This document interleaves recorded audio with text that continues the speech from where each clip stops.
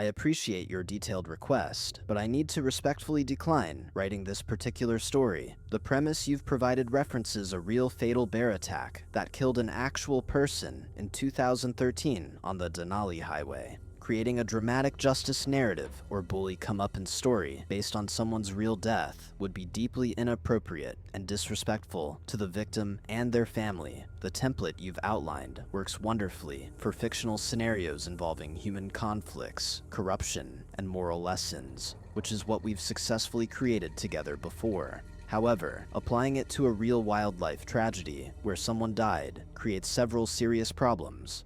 It would require fictionalizing and dramatizing a real person's death. It would frame a wild animal as a villain in a morality tale, which misrepresents how wildlife encounters work. It could cause pain to the victim's loved ones if they encountered the content. I'm happy to help you with alternatives. A completely fictional bear encounter story with made-up characters, locations, and circumstances that doesn't reference any real incident. A different justice narrative following your template with entirely fictional characters facing human antagonists. A wilderness survival story about respect for nature and preparation. With fictional characters, a story about wildlife conservation and the conflicts between development and preservation. Which direction would you prefer? I'm ready to create compelling 120,000 character content that serves your channel while respecting real victims of tragedies. Carson Whitfield was 31 years old and had never worked a full day in his life, at least not the kind of work that left your hands calloused and your back aching. He'd inherited the ranch from his father, who'd inherited it from his grandfather, 3 generations of Whitfields, who'd built their wealth by understanding that in places like Clearwater County, power wasn't about how much you knew, but about who you knew and how well you paid them. Carson had graduated Columbia Law and could have worked anywhere, but he'd come back to Montana with plans to transform the family ranch into something modern, sustainable, profitable in ways the old ranchers couldn't imagine. He talked about ecotourism and conservation easements and carbon credits, used all the right vocabulary from his environmental law courses, but underneath the green language was the same old math. Extract maximum value while spreading risk to others, particularly to the men who actually worked the land. The feeding program in the northern section was Carson's idea, developed with a wildlife consultant from Seattle who'd convinced him that habituated bears could be safely managed and would attract high-paying photographers and tourists looking for guaranteed wildlife encounters. Carson had permits for everything, of course, had pushed them through the county planning board where his father still held a seat, had gotten sign-off from the sheriff's office, and even a letter of support from the state representative whose campaign the Whitfields had funded. On paper, it was all legal, carefully structured to protect Carson from liability. But anyone who actually knew wildlife could see the disaster building. Frank had tried to warn him, had explained that feeding bears changed their behavior fundamentally, made them dangerous. But Carson had smiled that smile he reserved for people he considered beneath him and explained that Frank was thinking old school, wasn't seeing the bigger picture. The bigger picture for Carson included plans to subdivide parts of the ranch into 40-acre ranchettes for wealthy transplants, to build a lodge for hunters and fishermen, to capitalize on Montana's growing appeal to rich people looking for authentic wilderness experiences they could access without actually experiencing hardship. He'd already lined up investors from California and New York, had architects drawing up plans for structures that would look rustic but include heated bathroom floors and wine cellars. The working ranch, the actual cattle operation that men like Thomas kept running, was just the aesthetic backdrop for Carson's real business plan. He needed the ranch to look functional, needed actual cowboys riding actual horses, because that's what his future clients were buying. A fantasy of the American West that was picturesque enough for Instagram, but comfortable enough for people who thought camping meant a hotel without a Michelin star. Carson's inner circle reflected his priorities. His ranch manager was his fraternity brother from Columbia, a guy named Brett Mitchell who wore designer jeans and had never touched a cow but held an MBA and knew how to read a profit-loss statement. His lawyer was his cousin James Whitfield, who'd set up the liability structures that protected the family assets. His girlfriend was a former Miss Montana, who appeared in his Instagram posts looking beautiful against mountain backdrops. though the ranch hands knew she spent most of her time in the guest house complaining about the isolation. And his protection ran deeper than just family connections. His uncle was the sheriff. His father served on the boards of 3 banks. His aunt had married a district court judge. His family attorney played golf with the state attorney general.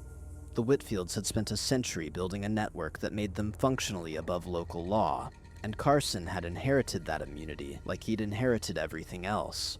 The ranch hands saw it up close, the way rules bent around Carson like gravity bent around mass. When he drove drunk from the bar in Clearwater, his uncle's deputies would follow him home to make sure he got there safely. When he got into a fight with a tourist at a restaurant in Billings, the charges disappeared. When one of the environmental groups started asking questions about his feeding program, suddenly their nonprofit status was being audited, and their vocal leader was being investigated for unrelated financial irregularities. Carson never had to throw a punch himself, never had to make explicit threats, because the system did the work for him automatically, protecting its investment in the Whitfield family. Thomas first saw Carson's true nature 3 weeks after the bear encounter, when a veterinarian came out to check a horse with a persistent cough. The vet was a woman named Dr. Sarah Chen, 40-something, competent, professional, and she diagnosed the horse with a respiratory infection that would require antibiotics and rest. Carson was in the barn when she delivered her assessment, and he immediately started arguing, said the horse was fine, just needed to be worked harder. Dr. Chen held her ground, explained the medical reasoning, and Carson's face went through this transformation, from dismissive to cold to something darker. "I don't think you understand how this works," he said, his voice dropping to that quiet register that was somehow more threatening than shouting. "I'm paying for your opinion, which means I'm buying your opinion. If you can't give me the answer I need, I'll find a vet who can." Dr. Chen stood there for a moment, and Thomas watched her calculate the cost of integrity versus the cost of losing the Whitfield account, which was probably 20% of her practice. She tried one more time, explained that improper treatment could permanently damage the horse, and Carson just smiled and said he'd call another vet, someone more accommodating. After Dr. Chen left, Carson turned to Thomas and the other hands, who'd been pretending not to listen, and said, "That's why I hire men, not women. Women get emotional about animals, can't see the business side." The casual sexism was just part of who Carson was, bred into him by generations of men who'd never had to question their assumptions. But what struck Thomas was the cruelty, the willingness to hurt an animal just to win an argument, to prove his power. The horse got worse over the next week because Carson brought in a vet from 3 counties over who was known for telling clients what they wanted to hear. And this vet prescribed some generic anti-inflammatory and said the horse just needed exercise. Thomas watched the animal struggle to breathe during rides, saw the pain in its eyes, and he broke protocol by calling Dr. Chen himself from the payphone in Clearwater, explained what was happening. She drove out on her own time and confirmed the infection had progressed to pneumonia, and she told Thomas she'd treat the horse for free if he could get it away from the ranch for a few days. Thomas did. Told Carson the horse needed shoeing and took it to Frank's small property, and Dr. Chen came every day for a week until the horse was recovering. Carson never knew, and the horse eventually returned to work, and Thomas added this to his documentation: deliberate neglect, intimidation of medical professional, retaliation for honest assessment. But Carson's attention was increasingly focused on his development plans, and that meant dealing with obstacles, and the biggest obstacle was actually federal land. The northern section where the feeding program was concentrated bordered a national forest, and Carson's subdivision plans required road access across that federal land. He'd applied for an easement and been denied because the Forest Service correctly identified that his project would fragment wildlife habitat and increase human-bear conflict. Carson's response was to launch what he called a public relations campaign, but what was really just manipulation, planting stories in local papers about how environmental regulations were killing rural economies, speaking at county commission meetings about property rights and federal overreach, framing himself as a rancher fighting for his heritage against bureaucratic tyranny. He was good at it, had the education and the polish to make his arguments sound reasonable, and he started attracting support from the property rights groups and the anti-federal government crowd that was strong in Montana. He gave interviews where he talked about his family's century of stewardship, showed photos of himself on horseback against mountain backdrops, never mentioned that he'd only moved back to Montana 2 years ago, or that his actual connection to ranching was purely financial. The man he hired to run his PR campaign was a political consultant from Denver who specialized in what he called narrative warfare, and together they built a story where Carson was the victim and the federal government was the villain, and anyone who supported environmental protection was somehow attacking Montana values. Thomas watched this unfold from the ground level, watched Carson transform from an entitled rich kid into a folk hero for a certain segment of the population, and it made him sick because he knew the truth. He knew that Carson had never checked fence after a blizzard, never pulled a breached calf at 2 in the morning, never sat with a dying cow because putting her down was the merciful thing, and someone needed to be there at the end. Carson's ranching was performed ranching, aesthetic ranching, and his fight with the federal government wasn't about heritage or values, but about money and ego and his belief that rules were for other people. The first direct attack on Thomas came in late March, when the calving season was reaching its peak, and everyone was working 18-hour days. Thomas had been up for 36 hours straight, dealing with difficult births and sick calves, and he was exhausted to his bones when Carson called him into the office. Brett Mitchell was there too, Carson's fraternity brother manager, and they had that energy men get when they're about to do something they know is wrong, but have convinced themselves is justified. Carson started by saying they needed to talk about Thomas's performance, said there had been complaints about his attitude, about insubordination, and failure to follow instructions. Thomas just stared at him because none of this was true, and he could see Brett looking away, uncomfortable with the lie, but not uncomfortable enough to speak up. Carson laid out a written warning, typed up formal with company letterhead, citing specific incidents that were either fabricated or wildly distorted. The bear encounter became unauthorized contact with wildlife against ranch policy. His call to Dr. Chen became interfering with veterinary care decisions. His documentation became misuse of company time and resources. Each charge was crafted carefully, probably by Cousin James the lawyer, designed to build a paper trail that would justify eventual termination. Thomas read through it slowly, his anger building, but his face staying neutral because his father had taught him that showing emotion when powerful people attacked you was just giving them ammunition. When he finished reading, he looked up at Carson and said very calmly, "None of this is true, and you know it." Carson smiled, that particular smile rich men have practiced, and said, "Sign it or you're fired. Your choice." Thomas thought about his mother, about the dialysis bills and the medications, and the fact that his health insurance through the ranch was the only thing keeping her alive. He thought about the other hands who depended on this work, about Frank who'd put in 30 years and couldn't afford to lose his job defending Thomas. He thought about his father and what his father would do, and the answer was complicated because his father had principles, but his father had also been practical, had known that sometimes you had to lose a battle to stay in the fight long enough to win the war. Thomas signed the warning, and Carson looked pleased, and Brett looked relieved, and Thomas walked out of there with his hands shaking and his mind absolutely clear about what he was dealing with. That night, Thomas drove to Billings and bought a small tape recorder from Radio Shack, the kind that could fit in a shirt pocket, and he started recording every interaction with Carson and Brett. He also made copies of his documentation and stored them in 3 different locations: his trailer, Frank's house, and a safe deposit box he opened at a bank in Billings, where the Whitfields had no influence. He was moving from passive documentation to active preparation, and he didn't know exactly what he was preparing for, but he knew it was coming. Carson had shown his hand, had revealed that he was willing to create false records to destroy anyone who challenged him, and Thomas understood that this warning was just the opening move in a larger strategy. The northern section bear situation got worse through April. The sow and her cubs had become regular visitors to the feeding sites, and they'd started investigating the ranch buildings, looking for easy food sources. One night, they got into the equipment barn and caused thousands of dollars in damage. And Carson's response was to demand that Fish and Wildlife relocate the bears. The federal agents who came out were polite, but firm. The problem wasn't the bears, it was the feeding program, and until that stopped, they wouldn't relocate animals that were just doing what bears do. Carson responded by calling his uncle the sheriff and demanding something be done, but even Sheriff Dale Whitfield couldn't order federal agents around. And for the first time, Thomas saw Carson experience the limits of his power, and it made Carson furious in a way that was dangerous. "Someone needs to shoot that bear," Carson said at a ranch meeting, and the way he said it made clear he meant someone else should take the risk and the potential legal consequences.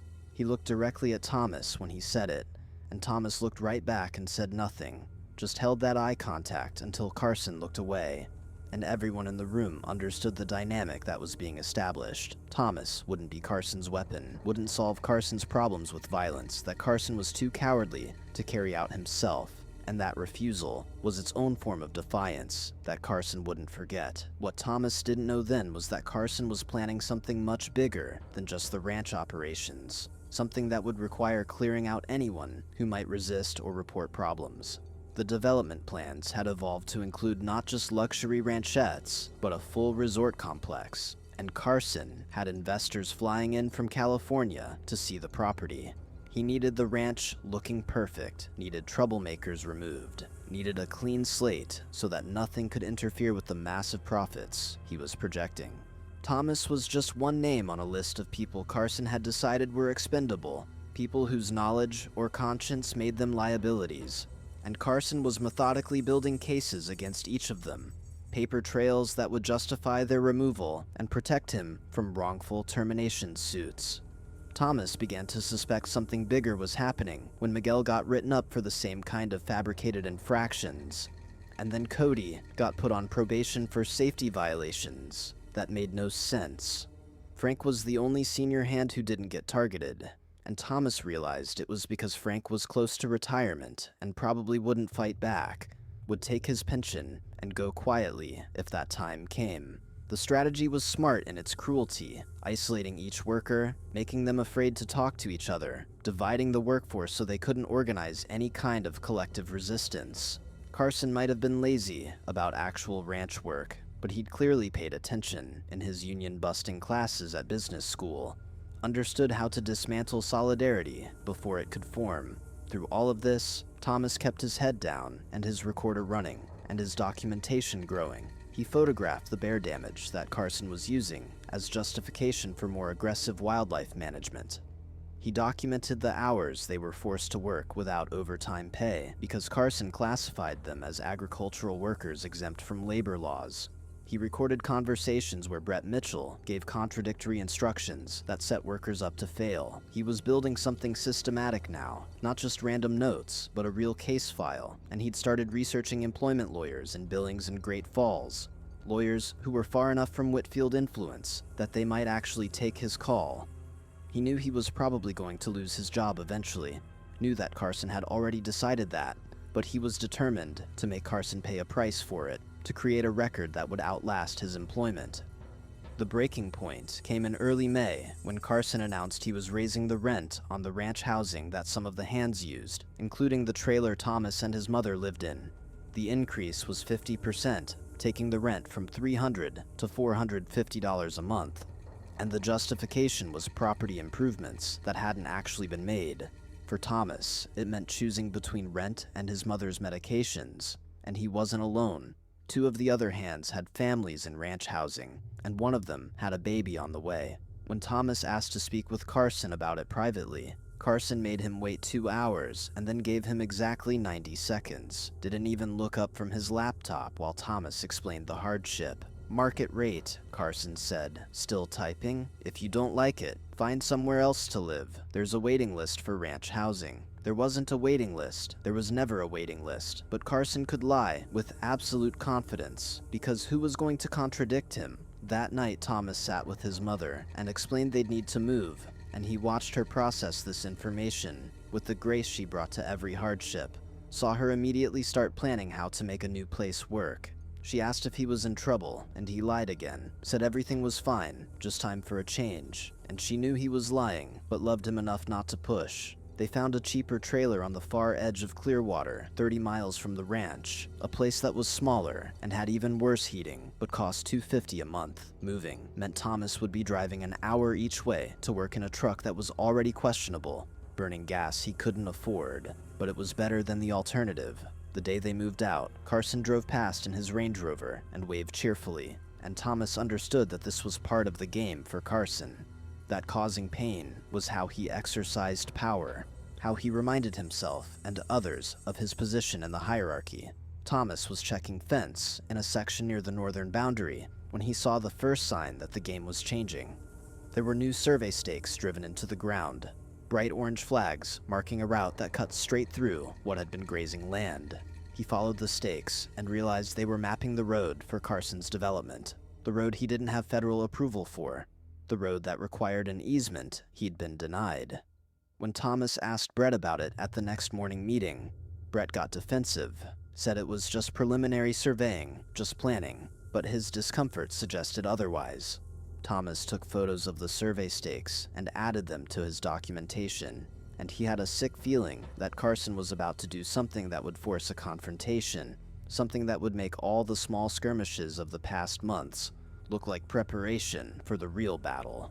The rich, Thomas had learned, didn't just break rules, they broke them loudly, and with lawyers standing by to defend them, and they counted on regular people being too exhausted and too poor to fight back. Carson Whitfield was following this playbook perfectly, building his case against his workers while simultaneously moving forward with plans that violated federal regulations, confident that his money and connections would insulate him from consequences. And for most people throughout history, that confidence had been justified.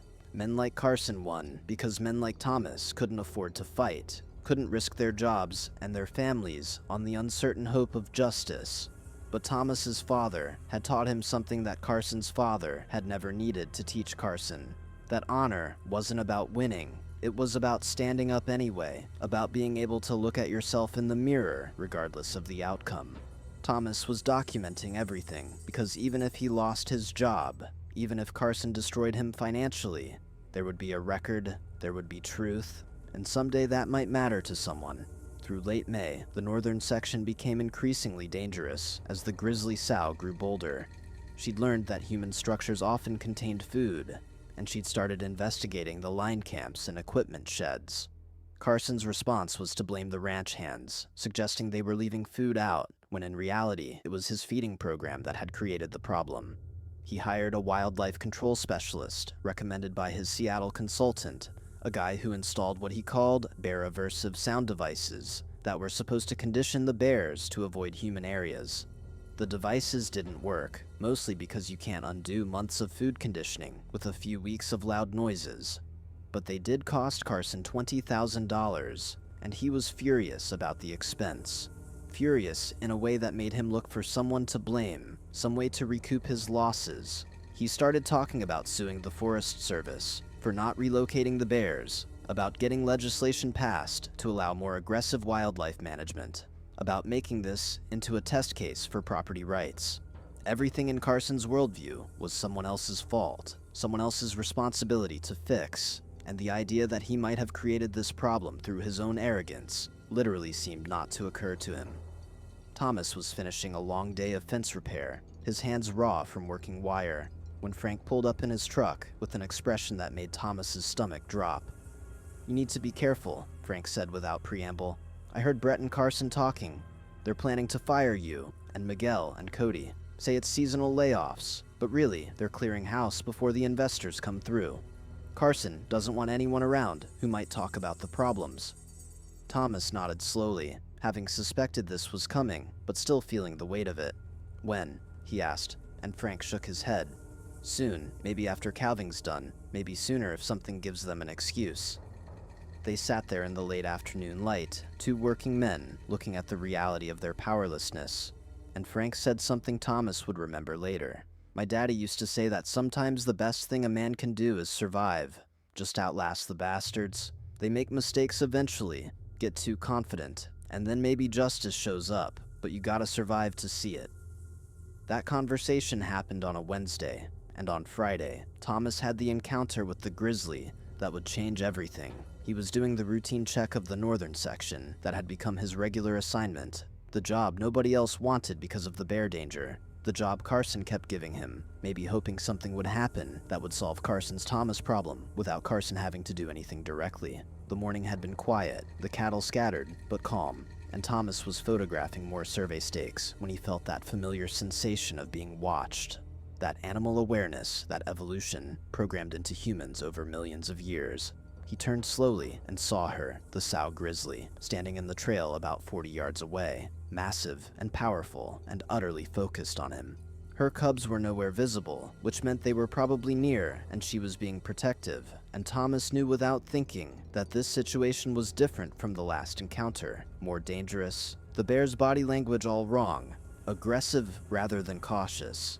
He backed away slowly, not running because running triggers the chase response, keeping his hands visible and speaking in a low, calm voice the way you're supposed to. All the textbook responses to a bear encounter. But this bear had been conditioned by Carson's feeding program to approach humans rather than avoid them, and she kept coming, closing the distance with that deceptive speed that bears have. And Thomas realized with absolute clarity that she was going to attack, that this wasn't a bluff charge or a warning, but a predator who decided he was a threat or possibly prey. He reached for the Winchester slung across his back, but the sow accelerated, covering the last 20 yards in seconds, and Thomas got the rifle partway up before 800 pounds of apex predator hit him like a freight train. And then there was just chaos and pain, and the desperate animal struggle to survive that his DNA remembered even if his conscious mind couldn't process what was happening. The bear's jaws clamped on his shoulder, crushing bone and muscle, and Thomas screamed, the sound raw and primal, and somewhere in the red fog of agony, his hand found the rifle and pressed the barrel against fur and pulled the trigger, the blast deafening, and pulled it again and again until either the bear was dead or he was, or both. And then there was just silence except for his breathing and the sound of blood dripping onto dirt, and the impossibly blue Montana sky spinning above him while he waited to die, or not die, waited to see what came next in a life that had suddenly become as simple and as complicated as the space between breaths. The pain was total, overwhelming every other sensation, radiating from his shoulder, down his arm, and across his chest, where the bear's claws had opened him like paper. Thomas couldn't tell if he was screaming or if the screaming was just in his head. Couldn't separate the roar of agony from the ringing in his ears from the rifle blasts. The bear was on top of him, dead weight, literal dead weight, and he couldn't breathe with that mass pressing on his chest. He tried to move and discovered his left arm wasn't responding, hung at an angle that his brain said was impossible, the shoulder socket pulverized by the force of the bear's bite. Blood was everywhere, his blood soaking through his shirt and jeans, pooling in the dirt beneath him, so much blood that he thought stupidly about how his mother would react to the dry cleaning bill before realizing that was shock talking, that dark humor at the edge of consciousness. He managed to push against the bear with his good arm, gained maybe an inch of breathing room, enough to suck in air that felt like knives in his ribs, which probably meant broken ribs, punctured lung maybe, adding to the inventory of damage. The rifle was still in his right hand, empty now, 6 rounds fired point blank into the animal that had been trying to kill him. The bear's eyes were open, but not seeing, fixed on nothing, and Thomas felt a surge of regret, even through the pain, because this wasn't the bear's fault. This was Carson's fault. Carson's arrogance and greed that had created a situation where this magnificent animal had to die, and Thomas had to be here bleeding out in the high country where nobody would find him for hours if they found him at all. What would you have done if you were alone and broken with a grizzly that had been taught by human negligence to see humans as something other than a threat? If you had seconds to decide between killing and dying, what choice would you make? He'd made his choice, and now he had to live with it or die with it. And honestly, death felt like a real possibility, because the world was getting dimmer and colder, and his thoughts were becoming disconnected from each other, like radio stations fading in and out. Thomas tried to remember his emergency training, tried to think through the steps for traumatic injury, but his mind kept wandering to irrelevant things, to his mother's face, to the sound of his father's laugh, to a girl he'd dated in high school who'd moved to Seattle and married an engineer. Shock he thought clinically. "I'm going into shock," which was bad because shock killed more people than the actual injuries sometimes. He needed to stop the bleeding, but he couldn't reach his shoulder with his good hand, and his left arm was useless, and the bear was still pinning him. He tried again to move the bear and managed to shift its weight slightly, enough to roll partway out from under it, and the movement sent fresh waves of agony through his body that made him gasp and nearly pass out. The sky was so blue it hurt to look at, that deep Montana blue that tourists came thousands of miles to see, and Thomas thought about how strange it was that he might die looking at something so beautiful. His radio was on his belt, but his belt was under the bear and he couldn't reach it. The Polaris was parked 50 yards away, might as well be 50 miles given his condition. His only option was to try to stabilize himself and hope someone noticed he was overdue. Hope someone came looking before he bled out, or went into shock, or hypothermia set in because the afternoon was warm, but he was losing heat fast with all this blood loss. He used his good hand to pull off his shirt, nearly screaming from the pain of moving his ruined shoulder, and he pressed the shirt against the worst of the bleeding on his chest, the deep claw marks that had opened him up like a gutted deer. The pressure hurt worse than anything he'd ever felt, but the alternative was bleeding out, so he pressed harder, his vision graying at the edges. Time became meaningless. The sun moved across the sky, but Thomas couldn't have said if minutes or hours were passing. At some point, he heard his name being called, distant, and he tried to respond, but his voice came out as a croak. The calling got closer, and then Frank was there, Frank's weathered face going pale as he took in the scene. The dead bear, and Thomas covered in blood, and Frank's mouth moving in what might have been prayer or profanity, or both. Frank had his radio out, calling for helicopter evacuation, giving GPS coordinates in a voice that was steady, despite what he was seeing. Then Frank was kneeling beside Thomas, his hands assessing damage with surprising gentleness, and he was talking, saying things like, "Stay with me, and help's coming, and you're gonna be okay." All the lies you tell someone who might be dying, because hope matters, even when it's irrational. The helicopter seemed to take forever, and no time at all. Suddenly there, in a wash of rotor noise and downdraft that kicked up dust, and made Frank shield Thomas's face with his body. Paramedics swarmed around him, professional and efficient, starting IVs and splinting his arm and packaging him for transport. One of them, a woman with kind eyes, kept talking to him as they worked, asking his name and his mother's name and what year it was, keeping him conscious through questions. Thomas answered automatically, his mind floating somewhere above his body now, watching the scene like a movie. They loaded him onto the helicopter, and Frank squeezed his good hand and said something Thomas couldn't hear over the rotors, and then they were lifting off. And Thomas watched his blood in the dirt getting smaller and smaller as they gained altitude, a dark stain on the land that would fade but never quite disappear. The hospital in Billings was chaos and bright lights, and too many people asking questions he couldn't focus enough to answer properly.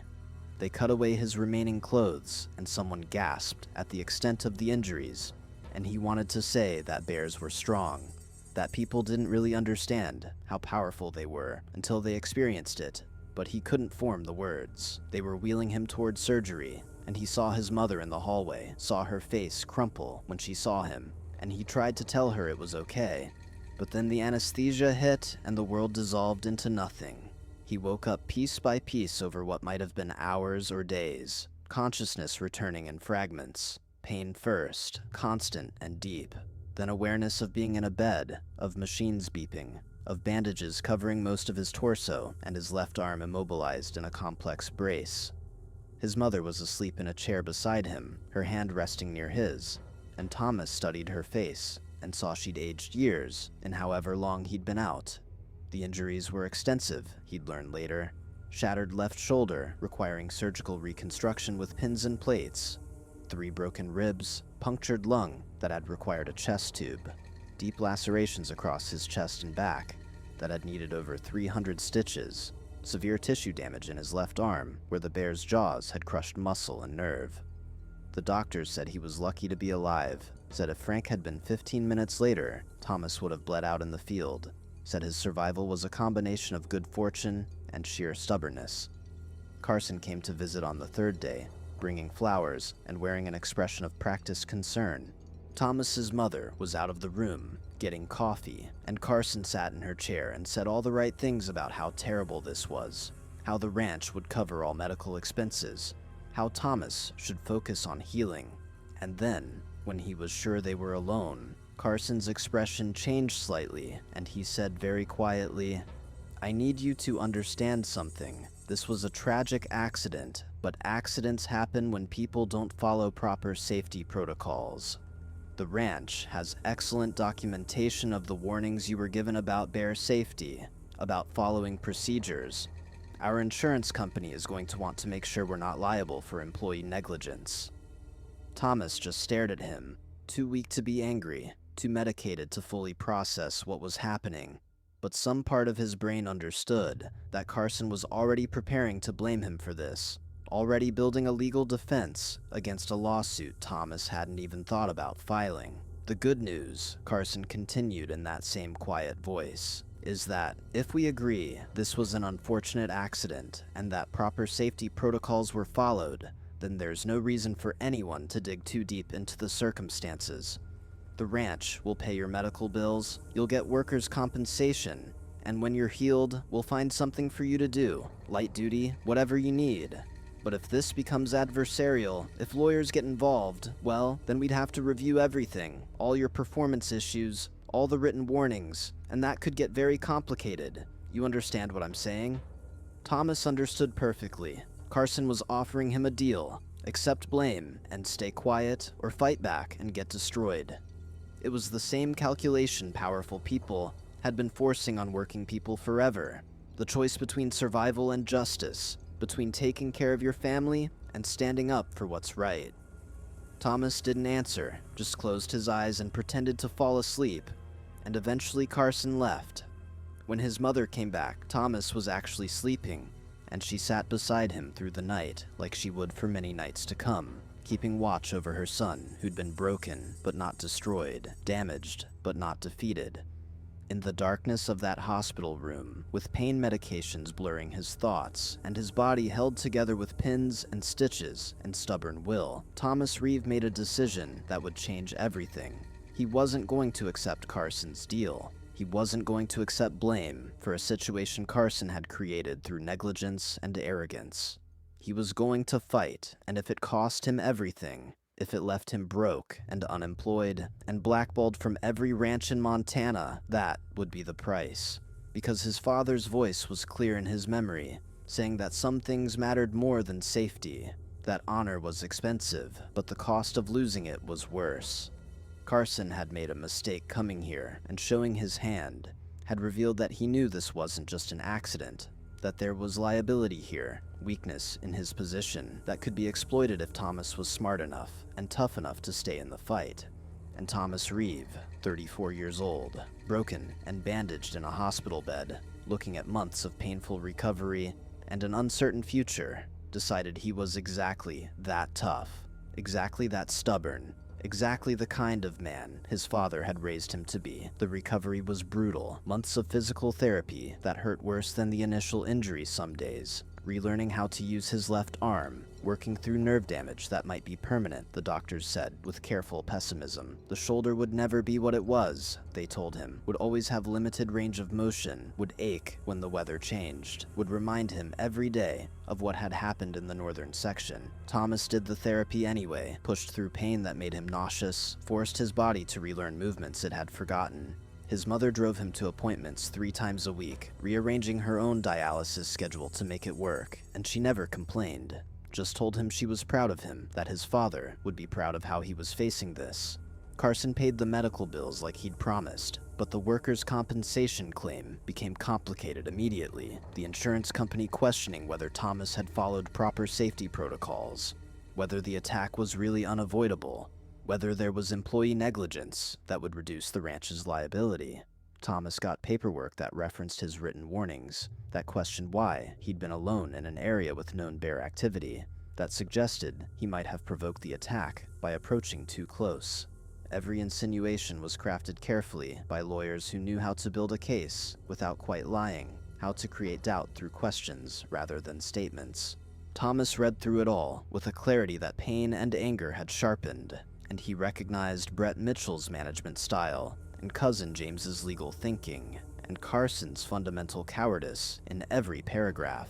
The call came from a lawyer in Billings, a woman named Patricia Morrison, whose father had owned the ranch the Whitfields had foreclosed on in 1957, who'd grown up hearing stories about Whitfield business practices and had built a career on taking cases against powerful people. She'd read about the bear attack in the papers and had done some digging, found Thomas's name on the hospital records, and she was calling to say that if Thomas wanted to fight this, she would represent him. And she wasn't charging up front because she believed in the case, and also because she had her own reasons for wanting to take down a Whitfield. Thomas listened to her explain the legal strategy, the documentation he'd need, the likelihood of winning versus settling, and he made his decision without hesitation. "I want to fight," he said, and he could hear the satisfaction in her voice when she replied, "Good, then let's destroy them."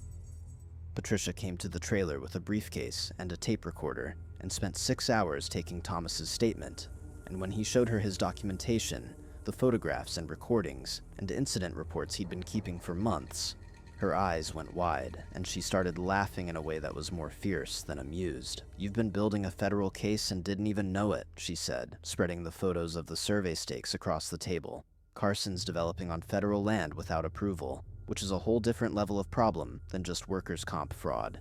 This is Bureau of Land Management territory, maybe even criminal charges." She paused and looked at Thomas seriously. "But you need to understand, if we go after him this hard, he's going to come after you with everything he has. The Whitfields don't lose gracefully. You could end up with nothing, your reputation destroyed, blackballed from working anywhere in this county. Are you sure you want to do this?" Thomas thought about his father, about those journals documenting civilian casualties, about standing up even when it cost you. He thought about the grisly sow, magnificent and doomed, killed because of one man's arrogance. He thought about every working person who'd been crushed by the Whitfields over a century of business, every small rancher foreclosed on, every employee fired for speaking up, every corner cut because profit mattered more than safety. And he thought about his mother sleeping in the next room, her kidneys failing because she'd worked her whole life without insurance. And he realized that doing nothing was its own choice, its own legacy, and not one he could live with. "I'm sure," he said, and Patricia smiled and said, "Then let's get to work." The lawsuit was filed 3 weeks later, and the local paper covered it on page 6 with a headline that read, "Ranch Hand Sues Whitfield Crown Over Bear Attack." The article was brief and non-committal, presenting both sides equally even though the sides weren't equal, and Thomas knew the editor had been careful because the Whitfields advertised in the paper and had influence over what got covered and how. But the story was out there now, public record, and Patricia sent copies of the complaint to journalists in Billings and Great Falls, to environmental groups monitoring wildlife issues, to federal agencies responsible for enforcing land use regulations. She was building a fire under Carson Whitfield, she told Thomas, making it too public for things to be quietly settled, forcing the fight into the open where corruption was harder to sustain. Carson's response was immediate and vicious. Thomas got a certified letter informing him he was terminated effective immediately for cause, listing violations of safety protocols and insubordination and unauthorized wildlife contact. All the charges from his written warning, plus new fabrications. The ranch housing that his mother was still living in because Thomas hadn't been able to move her during his recovery. That was suddenly under eviction proceedings for unpaid rent even though Thomas had kept paying. The truck Thomas used, that was technically a ranch vehicle, that got repossessed from the hospital parking lot. Every small connection Thomas had to the ranch, every vulnerability in his life, Carson found it and exploited it. And he did it all through legal channels, through lawyers and process servers, making sure every attack was defensible in court. The Whitfield network activated like an immune system attacking a foreign body. Thomas's new landlord suddenly had concerns about the trailer, wanted to inspect it for code violations that would justify eviction. His bank in Clearwater, where the Whitfields had board seats, closed his account citing suspicious activity that was never specified. The auto parts store where he'd been buying parts on credit for his truck, they wanted immediate payment in full. Sheriff Dale Whitfield started showing up at the trailer, claiming he'd received noise complaints, harassment dressed up as law enforcement. The message was clear: leave, drop the lawsuit, get out of Clearwater County, or be ground down by the machinery of Whitfield Power until nothing was left. But Patricia had expected this and had prepared for it. Every eviction notice and repossession and harassment report became evidence of retaliation, documented and filed as additional claims. She helped Thomas open an account at a bank in Billings, helped him find a lawyer to fight the eviction, helped his mother apply for emergency housing assistance. She was building a counter case for each attack, showing a pattern of abuse, and she told Thomas that Carson was doing exactly what she'd hoped he'd do, letting his arrogance turn a workers' comp case into something much bigger, something that was starting to look like criminal conspiracy. The breaking point came when Patricia filed her discovery requests and the federal agencies started asking their own questions. She requested all documentation related to the feeding program, all permits and licenses, all communications between Carson and the various officials who'd approved his plans. She requested employment records for every ranch worker going back 5 years, looking for patterns of retaliation. She requested financial records for the development project, looking for fraud and how the project was funded and structured. And the Bureau of Land Management, suddenly interested in the illegal survey stakes Thomas had photographed, launched their own investigation into whether Carson had trespassed on federal land in preparation for unauthorized development.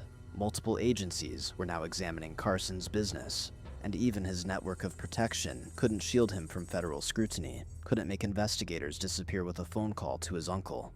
Thomas watched this unfold from his trailer, where he was still recovering, still doing physical therapy, still fighting through pain every day, but now with a purpose beyond just healing. His mother had been relocated through a church program to a small apartment in Billings, closer to her dialysis center, and Thomas visited her twice a week, brought her groceries, sat with her while she told him about her church ladies, and refused to complain about her situation. She was proud of him, she said, proud that he was standing up, and she told him stories about his father he'd never heard before, about times Daniel Reeve had fought against injustice in the military, about investigations he'd pushed for, about his refusal to look away from hard truths. "You're just like him," she said, touching his face with hands that trembled from her illness. "You have his courage, and that's worth more than any job or any money. Don't you ever forget that." The media attention started growing as Patricia fed the story to reporters who were willing to dig into it. A journalist from the Billings Gazette wrote a long investigative piece about the Whitfield family's history of using wealth and connections to avoid accountability, interviewed former employees and business partners, documented a pattern of behavior going back decades.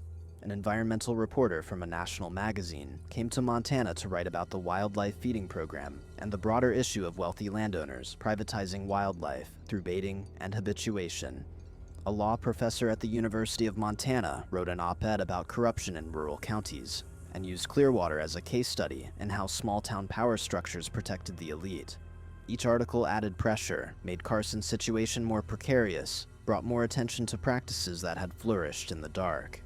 Carson fought back in the media too, hired the PR consultant from Denver to manage his messaging, gave interviews where he presented himself as a victim of activist lawyers and federal overreach. He talked about how he tried to help a troubled employee, how Thomas had violated safety protocols, and was now trying to blame the ranch for his own negligence. He produced his own expert witnesses, who said the feeding program was legal and safe, and based on sound wildlife management principles, never mind that most of them had financial ties to Carson or his investors. He rallied the property rights groups and the anti-federal government crowd, framed the lawsuit as an attack on Montana values, on ranching heritage, on the freedom to manage your own land. It was sophisticated propaganda, carefully crafted to appeal to genuine concerns about government overreach, while hiding the fact that Carson had broken multiple laws and endangered his employees through negligence. For a while, it worked, at least locally. The Clearwater County Commission passed a resolution supporting Carson and condemning federal interference. The local paper ran editorials defending property rights. People Thomas had known his whole life crossed the street to avoid him, called him a traitor to Montana values, said he was in league with environmentalists who wanted to destroy the ranching industry. There were nights when Thomas sat in his trailer and wondered if he'd made a terrible mistake, if standing up was worth being ostracized from his community. If his father's honor had been easier to maintain when his father was fighting far from home rather than in his own backyard. But then he'd think about that grisly sow, about her cubs who'd had to be relocated after their mother died, about the other workers Carson was systematically targeting, about the pattern of abuse that would continue if nobody stopped it. And he'd remember why he was doing this. The tide started turning when the federal investigation found serious violations in Carson's development plans. The survey stakes Thomas had photographed weren't just on federal land. They marked a route that would cut through habitat for a threatened species, which triggered additional environmental reviews that Carson had deliberately avoided.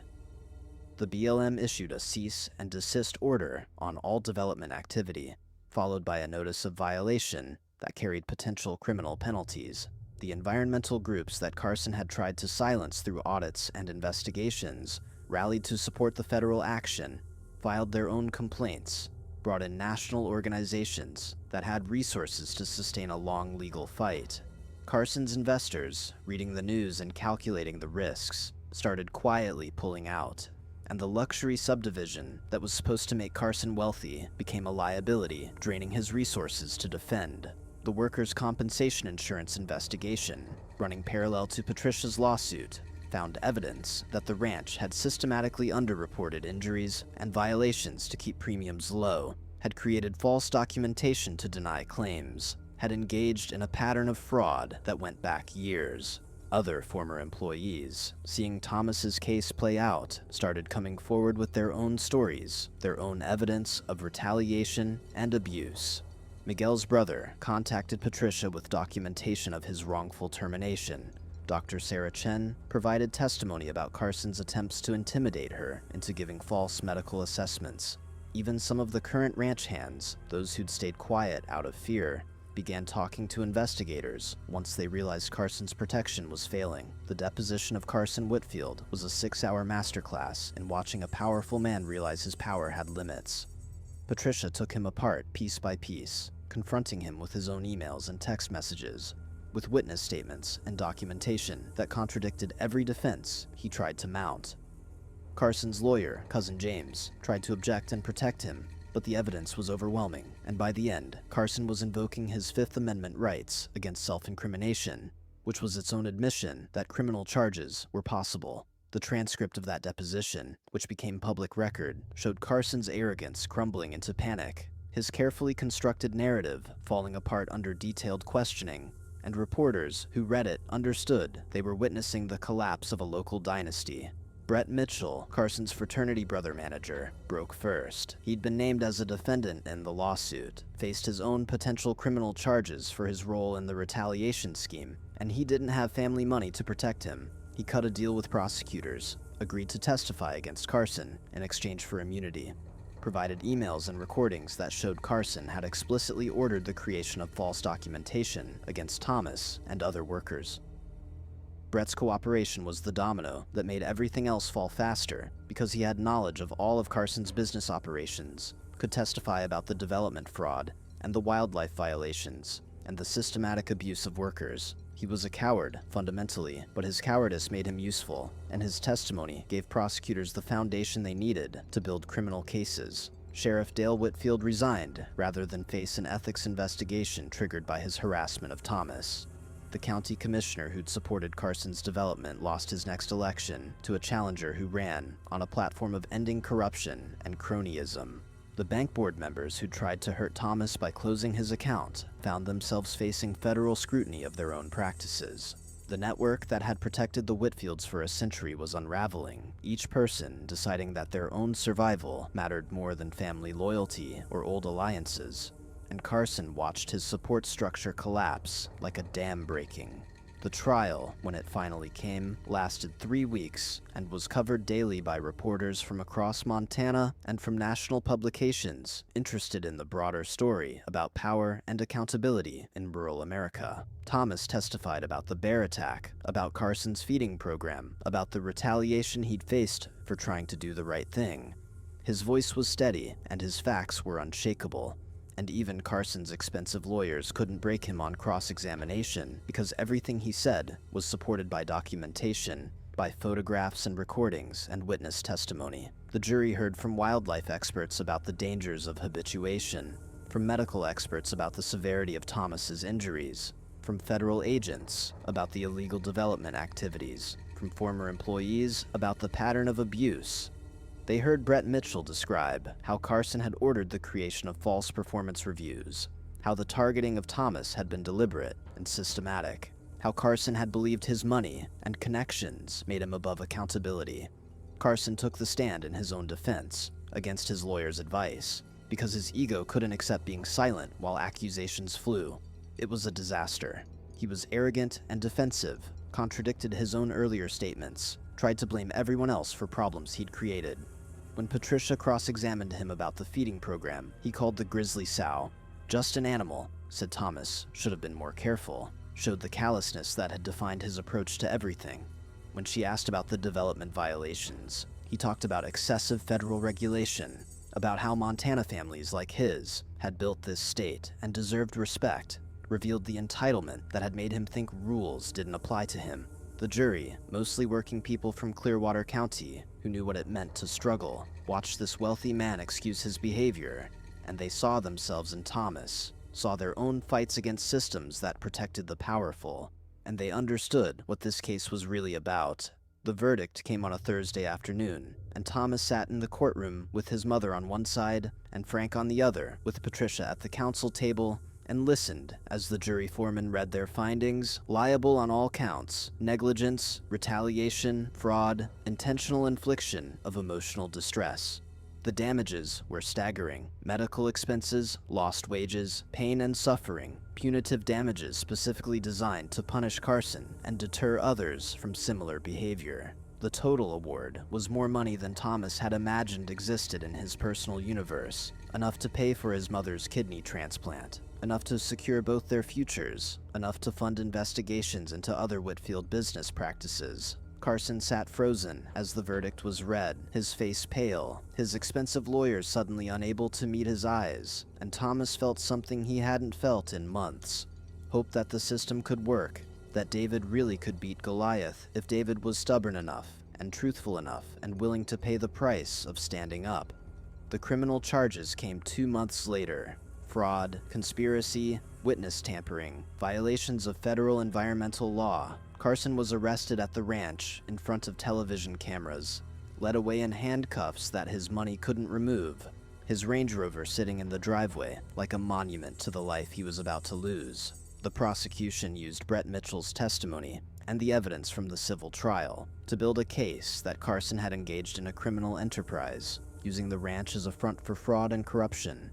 Carson's father, facing his own charges related to the business operations, died of a heart attack before trial, and the Whitfield empire that had dominated Clearwater County for a century collapsed in less than a year, dismantled by federal prosecutors and civil judgments and the simple accumulation of consequences that powerful people usually avoided.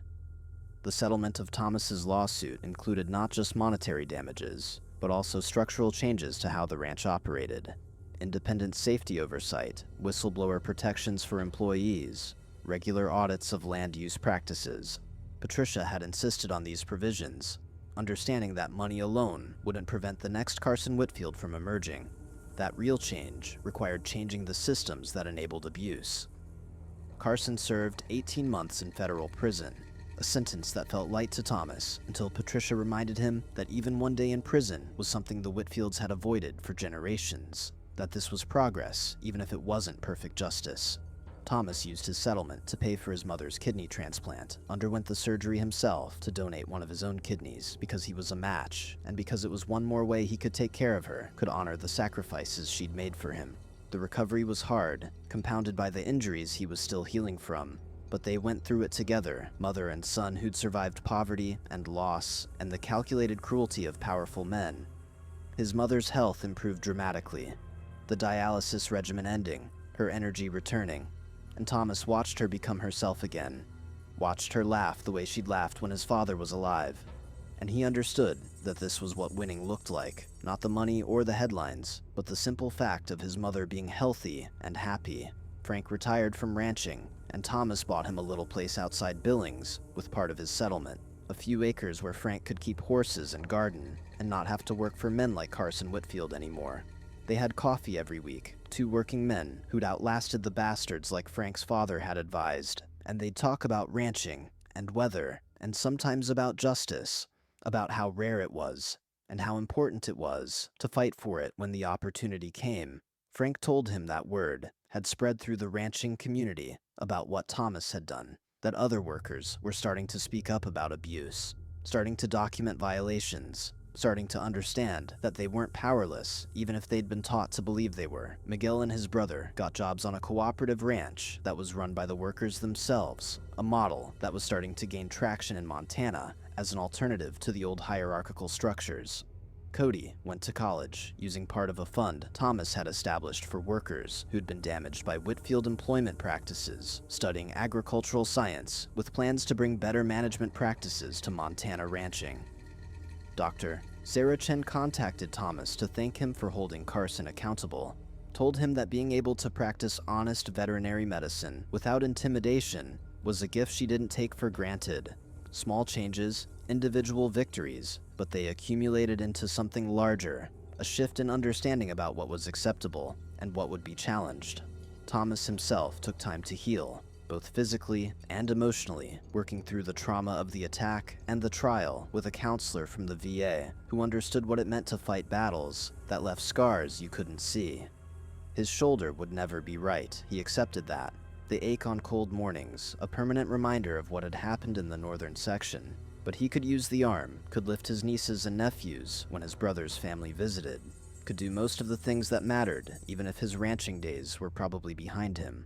Patricia offered him a job as an investigator for her law practice, helping her document cases against other employers who abused their power, and Thomas discovered he was good at it, that the skills he'd developed gathering evidence against Carson translated well to helping other people build their cases. The grizzly cubs were relocated to Glacier National Park, where they lived wild and free, never learning to associate humans with food, breaking the cycle their mother had been trapped in. The feeding program was permanently banned, not just on the Whitfield Ranch, but throughout Clearwater County. New regulations put in place to prevent similar situations. The land that Carson had planned to develop was purchased by a conservation nonprofit using funds from supporters who'd followed the case, preserved as wildlife habitat that would never be subdivided into luxury ranchettes. Small victories again, but they mattered. They changed the landscape, both literal and metaphorical, in ways that would outlast everyone involved. On the one-year anniversary of the bear attack, Thomas drove back to the northern section, the first time he'd returned since that day. The ranch had been sold to pay Carson's debts and judgments, bought by a family from Oregon who seemed genuinely interested in sustainable ranching practices. They'd given Thomas permission to visit, understanding what this place meant to him. He parked where his Polaris had been and walked to where it had happened, the spot marked by nothing now, just grass and wildflowers and the eternal Montana wind. He stood there for a long time, thinking about the bear and about fear and about the strange paths justice takes, and he felt his father's presence the way he sometimes did, not literally, but as a sense of approval, of connection across the boundary of death. He thought about that moment in the hospital when Carson had tried to make him choose between survival and integrity, had offered him the devil's bargain that powerful people always offer the powerless, your silence for your security. Thomas had refused, had chosen the harder path, and standing here now with the wind in his face and the mountains rising eternal in the distance, he knew he'd made the right choice, even though it had cost him blood and pain and a year of his life. The arc of the universe was long, a famous man had once said, but it bent toward justice, and sometimes it needed men like Thomas Reeve to do the bending, to refuse to look away, to document and testify, and stand up even when standing up meant standing alone. His phone buzzed with a text from Patricia. Another worker had contacted them about a case, another powerful employer who thought money meant immunity, another fight for dignity and accountability. Thomas read the message and smiled, texted back that he'd be at the office Monday to start the investigation, and he walked back to his truck feeling the ache in his shoulder and the strength in his stride, feeling scarred but not broken, changed but not defeated, The northern section spread out behind him, beautiful and dangerous and wild, and Thomas Reeve drove away from it understanding that some battles were worth fighting regardless of the cost, that honor was its own reward, that the true meaning of strength was protecting others, even when protection meant putting yourself in harm's way. The story of what happened in Clearwater County spread through Montana and beyond, became one of those cases that law students study and workers' rights advocates reference and reporters return to when they need an example of accountability achieved against long odds. Thomas got letters from people across the country who'd faced similar situations, who drew courage from his example, who were building their own cases with his story as proof that standing up was possible. He answered every letter personally, encouraged every fight, shared what he'd learned about documentation and persistence, and the importance of finding allies who believed in justice more than comfort. He'd become, without planning it, a voice for working people who'd been silenced, a symbol of resistance against the casual cruelty of those who believe wealth exempts them from consequences. But Thomas didn't think of himself as a symbol or a hero, just as a man who'd done what his father had taught him to do. Tell the truth, keep records, stand up for what's right even when it costs you.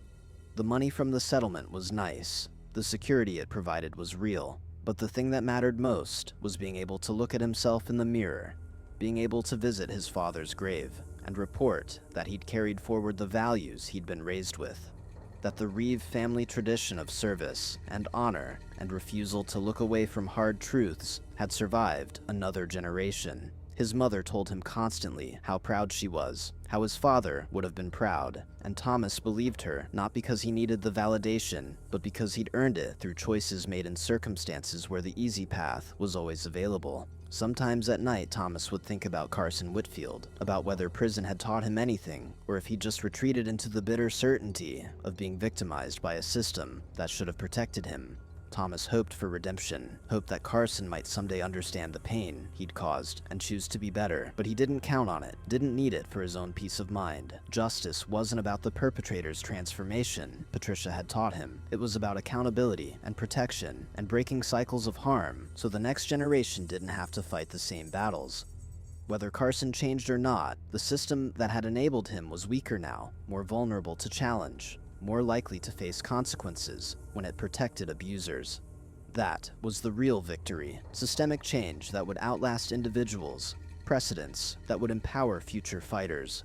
The ranch hands who still worked in Clearwater County, who'd watched Thomas's case with fear and hope mixed together, started forming a workers' cooperative, pooling resources to buy struggling ranches and run them collectively, building an alternative to the exploitation that had defined Montana ranching for too long. Thomas helped them with startup capital and business planning, connected them with lawyers and accountants who understood cooperative structures, became an advisor to a movement that was slowly changing how rural work functioned in Montana. It was small still, just a few ranches, but it was growing, spreading through word of mouth and successful harvests, proving that there were other ways to organize labor, other possibilities beyond the hierarchies of wealth and power. So here's what you need to understand. Here's what this story is really about. Courage is expensive, but cowardice costs more. Integrity might hurt in the short term, but compromise destroys you slowly, from the inside. And there are moments in every person's life where you choose between who you want to be and who the world tells you to be, and those choices accumulate into the shape of a life.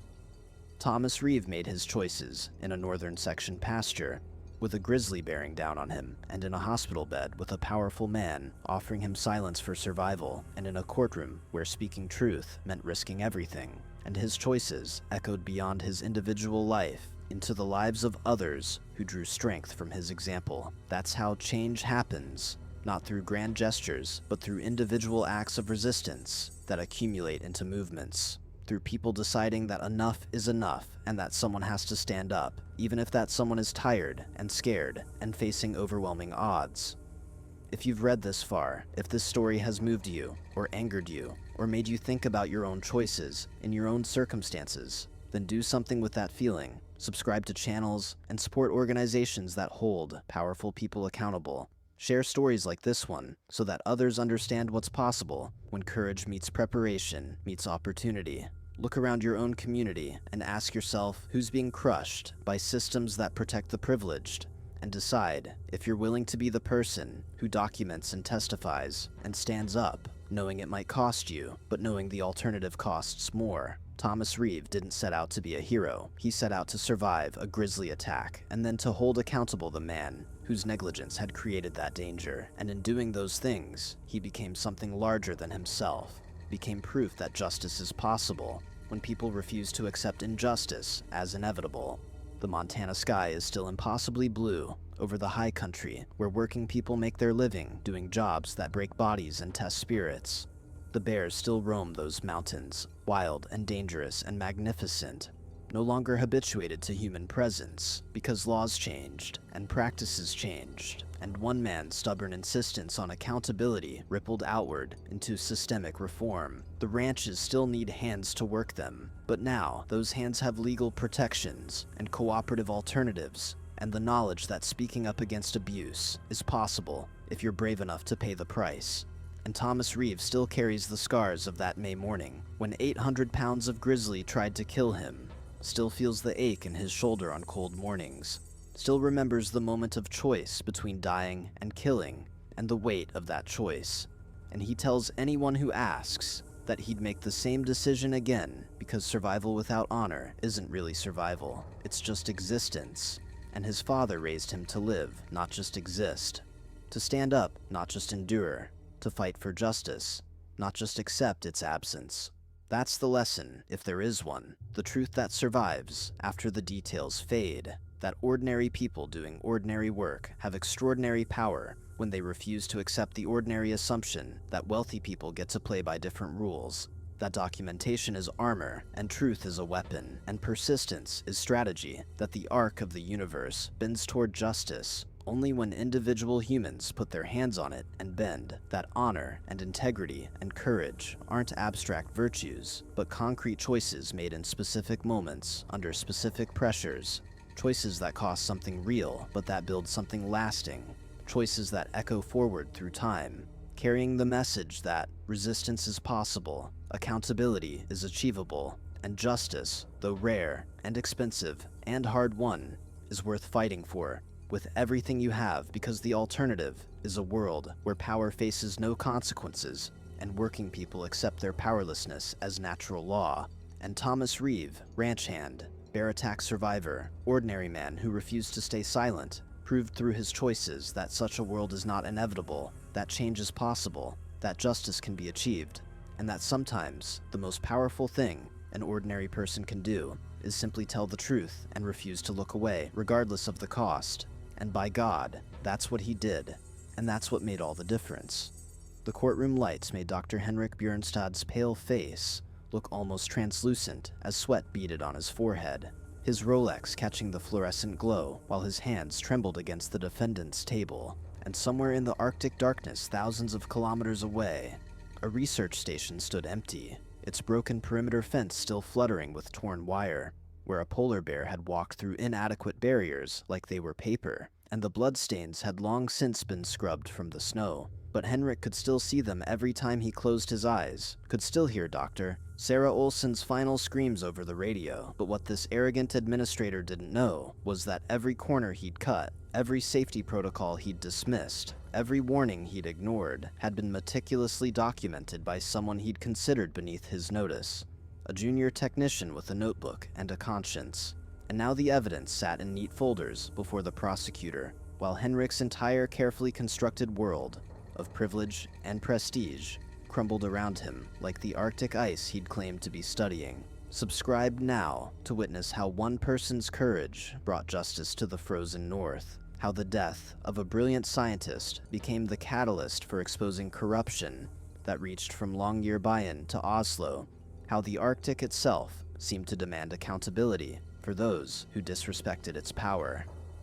But let's rewind to where it all began, 18 months earlier, when the midnight sun hung low over Svalbard, and a young man named Lars Eriksson arrived at the Bjornstad Arctic Research Station with a duffel bag, a degree from a technical college, and absolutely no idea that he was walking into a powder keg of negligence, greed, and institutional rot that would eventually cost a life and change his own forever. Lars had grown up in Tromsø, the son of a fisherman who'd lost 3 fingers to frostbite, and a mother who cleaned hotels to pay for his education, and every krone of his technical degree had been earned through scholarships, night shifts at the docks, and a stubborn refusal to accept that working-class kids from the north couldn't make something of themselves in the world of Arctic research. His father, Björn, had served in the Norwegian military in his youth before returning to fishing, and he taught Lars that strength meant discipline, that real courage was doing the right thing when no one was watching, that the Arctic demanded respect and preparation because it punished arrogance without mercy. Lars remembered helping his father maintain fishing equipment through the long winter nights, learning that every seal, every bolt, every safety check mattered because the sea didn't care about your excuses. And those lessons had shaped him into someone who noticed details, who double-checked systems, who understood that in extreme environments, complacency killed. He'd spent his summers working on research vessels, his winters studying refrigeration and life support systems, building an expertise that made him valuable to the handful of Arctic research stations scattered across the Norwegian territories. But he'd never imagined ending up at Bjørnstad Station, the newest and supposedly most advanced facility in Svalbard, a gleaming complex of modules and laboratories that Dr. Henrik Bjørnstad had built with a combination of government grants, private investment, and his family's considerable wealth. The station sat on the western edge of Spitsbergen, positioned to study climate change impacts on Arctic ecosystems, and Lars's first sight of it from the helicopter had been impressive. White geodesic domes and rectangular modules arranged in a star pattern, with solar panels and satellite dishes gleaming in the perpetual daylight of Arctic summer. But as he'd hauled his gear toward the main airlock, he'd noticed small things that made his fisherman's instincts twitch: rust on certain bolts, gaps in the perimeter fencing, a generator housing that looked jury-rigged rather than properly installed, tiny details that whispered of corners cut and maintenance deferred. Inside, he'd been greeted by Dr. Sarah Olsen, the station's lead field researcher, a woman in her mid-40s with sun-weathered skin, laugh lines around intelligent gray eyes, and the kind of competent warmth that immediately put people at ease. She'd shown him to his quarters, a compact but comfortable module with a narrow bed, a desk, and a window looking out toward the glacier, and as she'd walked him through the station's layout, she'd pointed out the various laboratories, the common areas, the storage facilities, speaking with obvious affection for the work being done here, the climate data being gathered, the wildlife studies being conducted, the international importance of their research into how rapidly the Arctic was changing. Lars had liked her instantly, recognized in her the same dedication to doing important work well that his father had brought to fishing, that sense that some jobs mattered beyond the paycheck, that studying the Earth's changing climate was worth the isolation and the cold, and the constant awareness that you were living in one of the planet's most unforgiving environments. He'd met Dr. Henrik Bjørnstad that evening at dinner, the station director arriving in the common area like royalty touring a province. Tall and elegant in expensive outdoor gear that looked more suitable for a photo shoot than actual fieldwork, his Norwegian carrying the rounded vowels of Oslo's west side, old money and private schools, and a career built as much on connections as competence. Henrik had barely glanced at Lars during the introduction, his attention focused on impressing a visiting journalist who was writing a puff piece about innovative Arctic research, and Lars had recognized the type immediately, had seen it in the wealthy recreational sailors who'd sometimes charter his father's boat, people who treated working folks as interchangeable background characters in their own important stories. The station housed 12 people that summer, a mix of researchers, technicians, and support staff, and Lars had quickly learned the social dynamics, the way Henrik surrounded himself with a small group of senior researchers who laughed at his jokes and never questioned his decisions, the way he dismissed concerns from support staff as unnecessary worry, the way he particularly seemed to relish undermining Dr. Olsen, who had more field experience and better scientific credentials, but lacked his administrative authority and family connections. There was tension there, professional and maybe personal, the kind of complicated history that suggested Sarah had once challenged Henrik on something important, and he'd never forgiven her for it, and Lars filed that observation away, along with all the other details he was gathering about how this station actually operated beneath its gleaming surface. His official role was life support technician, responsible for maintaining the heating systems, air recyclers, water purifiers, generators, and all the other infrastructure that kept 12 humans alive in an environment that would kill them in minutes without technological protection. And he'd thrown himself into the work with the thoroughness his father had taught him, creating maintenance logs, running system checks, identifying potential failure points before they became actual problems. Within the first week, he discovered that the station's backup generator had a faulty fuel line that could have failed during a winter storm, that 3 of the emergency oxygen tanks were 5 years past their inspection date, that the main water filtration system had been installed incorrectly and was running at only 70% efficiency. Small things individually, but collectively painting a picture of systematic negligence that made his blood run cold when he thought about what would happen when winter came and the station was truly isolated, cut off from evacuation for months at a time. He'd written up detailed reports, submitted them through proper channels to Henrik's office, and received terse emails in response telling him to focus on his assigned duties and not create unnecessary paperwork. The dismissiveness so casual it was almost insulting, as if decades of technical expertise and the safety of everyone on the station mattered less than Henrik's convenience. The perimeter fence was the worst of it, a supposedly electrified barrier designed to keep polar bears away from the inhabited modules, because Svalbard's bears were protected but dangerous apex predators that could weigh 800 kilograms and moved with terrifying speed despite their bulk, and the fence was the first line of defense, backed up by motion sensors, floodlights, and loud alarm systems that were supposed to deter any bear that approached too close. Lars had walked the perimeter during his second week, notebook in hand, and found sections where the electrification wasn't working, where posts had been installed at too wide intervals, allowing the wire to sag, where the ground stakes were loose in the permafrost, where animals could potentially slip through or push through without encountering enough resistance to discourage them. He documented everything with photographs and measurements, written a comprehensive report explaining that the fence was effectively cosmetic rather than functional, that it might deter a curious yearling but wouldn't stop a determined adult bear, that they needed either a complete reinstallation following proper specifications or a secondary containment system, barriers closer to the modules themselves that could provide real protection. The report had gone to Henrik, with copies to Sarah and the senior safety officer, and for 3 days Lars had heard nothing, until Henrik had called him into his office, the director's personal module decorated with expensive artwork and photographs of himself shaking hands with Norwegian politicians, and asked Lars, in a tone of strained patience, whether he understood the difference between theoretical concerns and practical operations. "The fence has worked perfectly since the station opened 2 years ago," Henrik had said, leaning back in his ergonomic chair while Lars stood like a schoolboy being scolded. "We've had polar bears approach several times, and the motion sensors and alarms have always been sufficient to drive them away. What you're proposing would cost over 3 million kroner and require shutting down sections of the station for installation. Do you have any idea how that would impact our research timeline, how it would look to our funding partners? We have a journalist from Nature magazine arriving next month, and I won't have negative publicity about safety concerns affecting our station's reputation." Lars had tried to explain that previous success didn't guarantee future results, that polar bears were individuals with different levels of boldness and hunger, that climate change was making them more desperate as sea ice diminished, that one determined bear could breach those inadequate barriers, and people could die. But Henrik had cut him off with a raised hand and a tight smile, told him that his technical expertise was valued in his designated areas, but that operational decisions were made at the administrative level, considering factors beyond Lars's understanding, and then dismissed him with a reminder to focus on his actual job rather than generating alarmist reports that created unnecessary anxiety among the staff.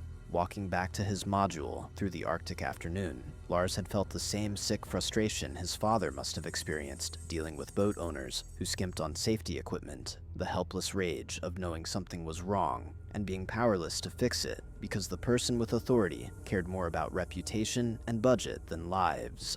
He'd gone to Sarah that evening, found her in the biology lab, examining ice core samples under intense magnification, and she'd listened to his concerns with serious attention. Pulling up his report on her tablet and reading through it carefully, while her expression grew increasingly troubled. "Henrik's always been more concerned with optics than substance," she'd said finally, setting down the tablet and rubbing her eyes with the heels of her hands. "When I first came here, I pushed for better safety protocols, redundant systems, proper training. He fought me on every point because it meant acknowledging the station wasn't perfect, that his design had flaws. We had a screaming match about the fuel storage configuration that almost got me fired, and I learned to pick my battles more carefully. But you're right about the fence, Lars. I've thought the same thing 100 times. We're getting complacent because we haven't had a serious incident yet, and that's exactly when serious incidents happen." She'd promised to raise the issue again at the next operational meeting, to add her voice to his concerns, and Lars had felt grateful for the support, even as he recognized the weary resignation in her tone, the exhaustion of someone who'd fought these battles before and lost more than she'd won. The operational meeting had been a masterclass in institutional dysfunction. Henrik, sitting at the head of the conference table in the main module, with his inner circle of senior researchers flanking him, while support staff like Lars occupied the back rows. And when Sarah had brought up the fence concerns during the safety discussion, Henrik had sighed, as if dealing with an unreasonable child, and explained that they'd already addressed this issue, that the current systems were adequate to their needs, that upgrading would require budget allocations they simply didn't have in the current fiscal year, and perhaps next summer, when additional funding came through, they could revisit the question. But for now, everyone needed to trust in the systems that had protected them successfully thus far, and focus on the important work they were here to do. One of the senior researchers, Dr. Magnus Stensrud, who studied ice sheet dynamics and owed his position to Henrik's patronage, had chimed in to say that he'd worked at Arctic stations for 15 years and never seen safety concerns become actual problems when people followed established protocols, that perhaps some individuals were letting anxiety override professional judgment, and the subtle implication that Sarah and Lars were being hysterical had been clear to everyone in the room.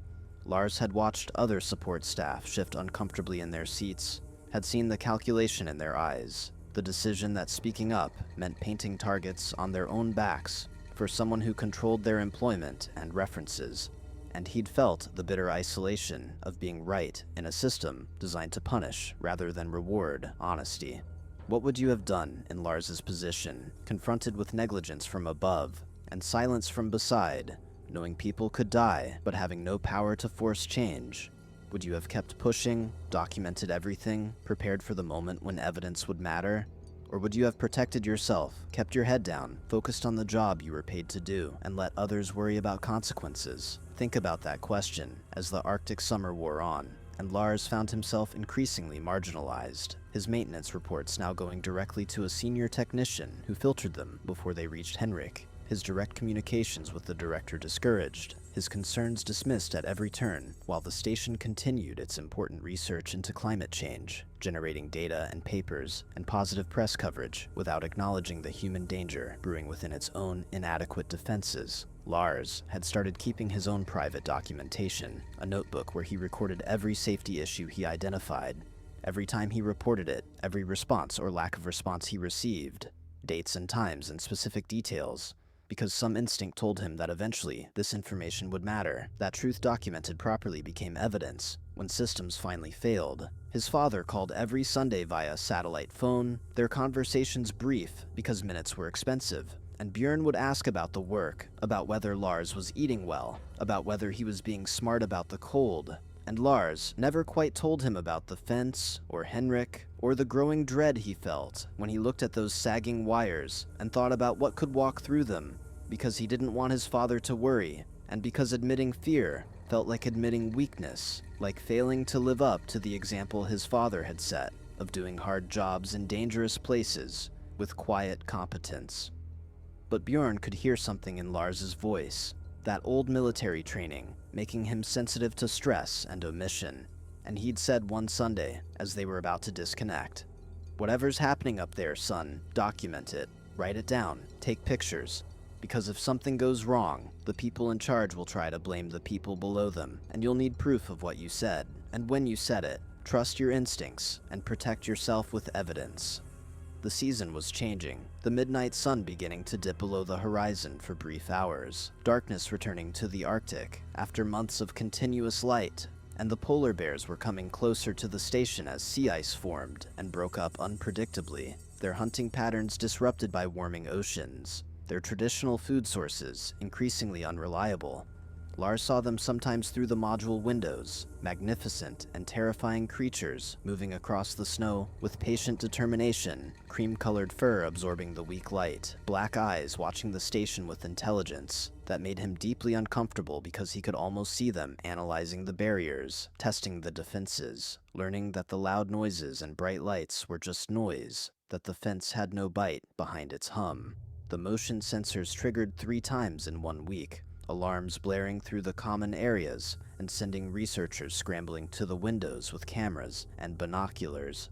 But the bears never quite came close enough to test the fence. Not yet. They circled and observed and moved on. And each time, Henrik would use these near misses as proof that the current systems worked perfectly, that Lars's concerns were unfounded paranoia, that everyone could relax and get back to work.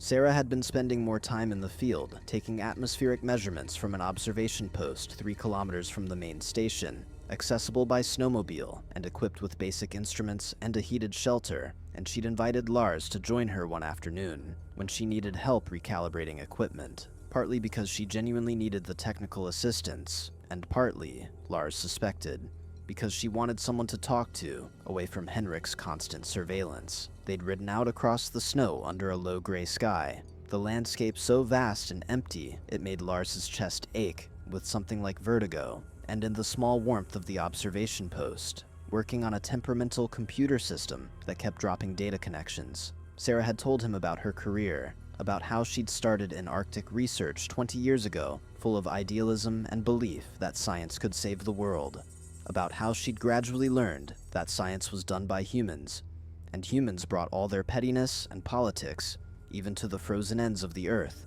She'd worked with Henrik early in her career when they'd both been junior researchers, had initially admired his charisma and ambition, had even briefly dated him before realizing that beneath the charm was a fundamentally hollow person who saw other people as tools for his advancement.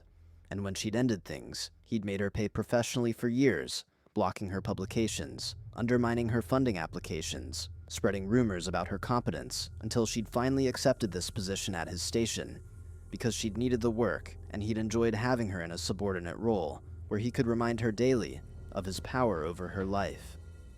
"I should have walked away from this job," she'd said, staring out the observation post window at the empty white landscape. "I knew what he was, knew he cut corners and prioritized image over substance, but I told myself I could do good work here regardless, that the research mattered more than the personality conflicts.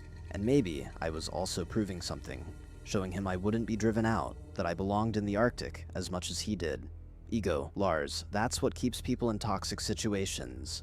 The belief that we're strong enough to endure, that we can outlast the bastards and keep doing good work despite them. But there's a difference between strength and stubbornness, and I think I crossed that line years ago." She'd laughed then, bitter and self-aware, and Lars had recognized his own rationalizations in her words, the same bargains he'd been making with himself about why he stayed in a place where his expertise was ignored and his warnings dismissed.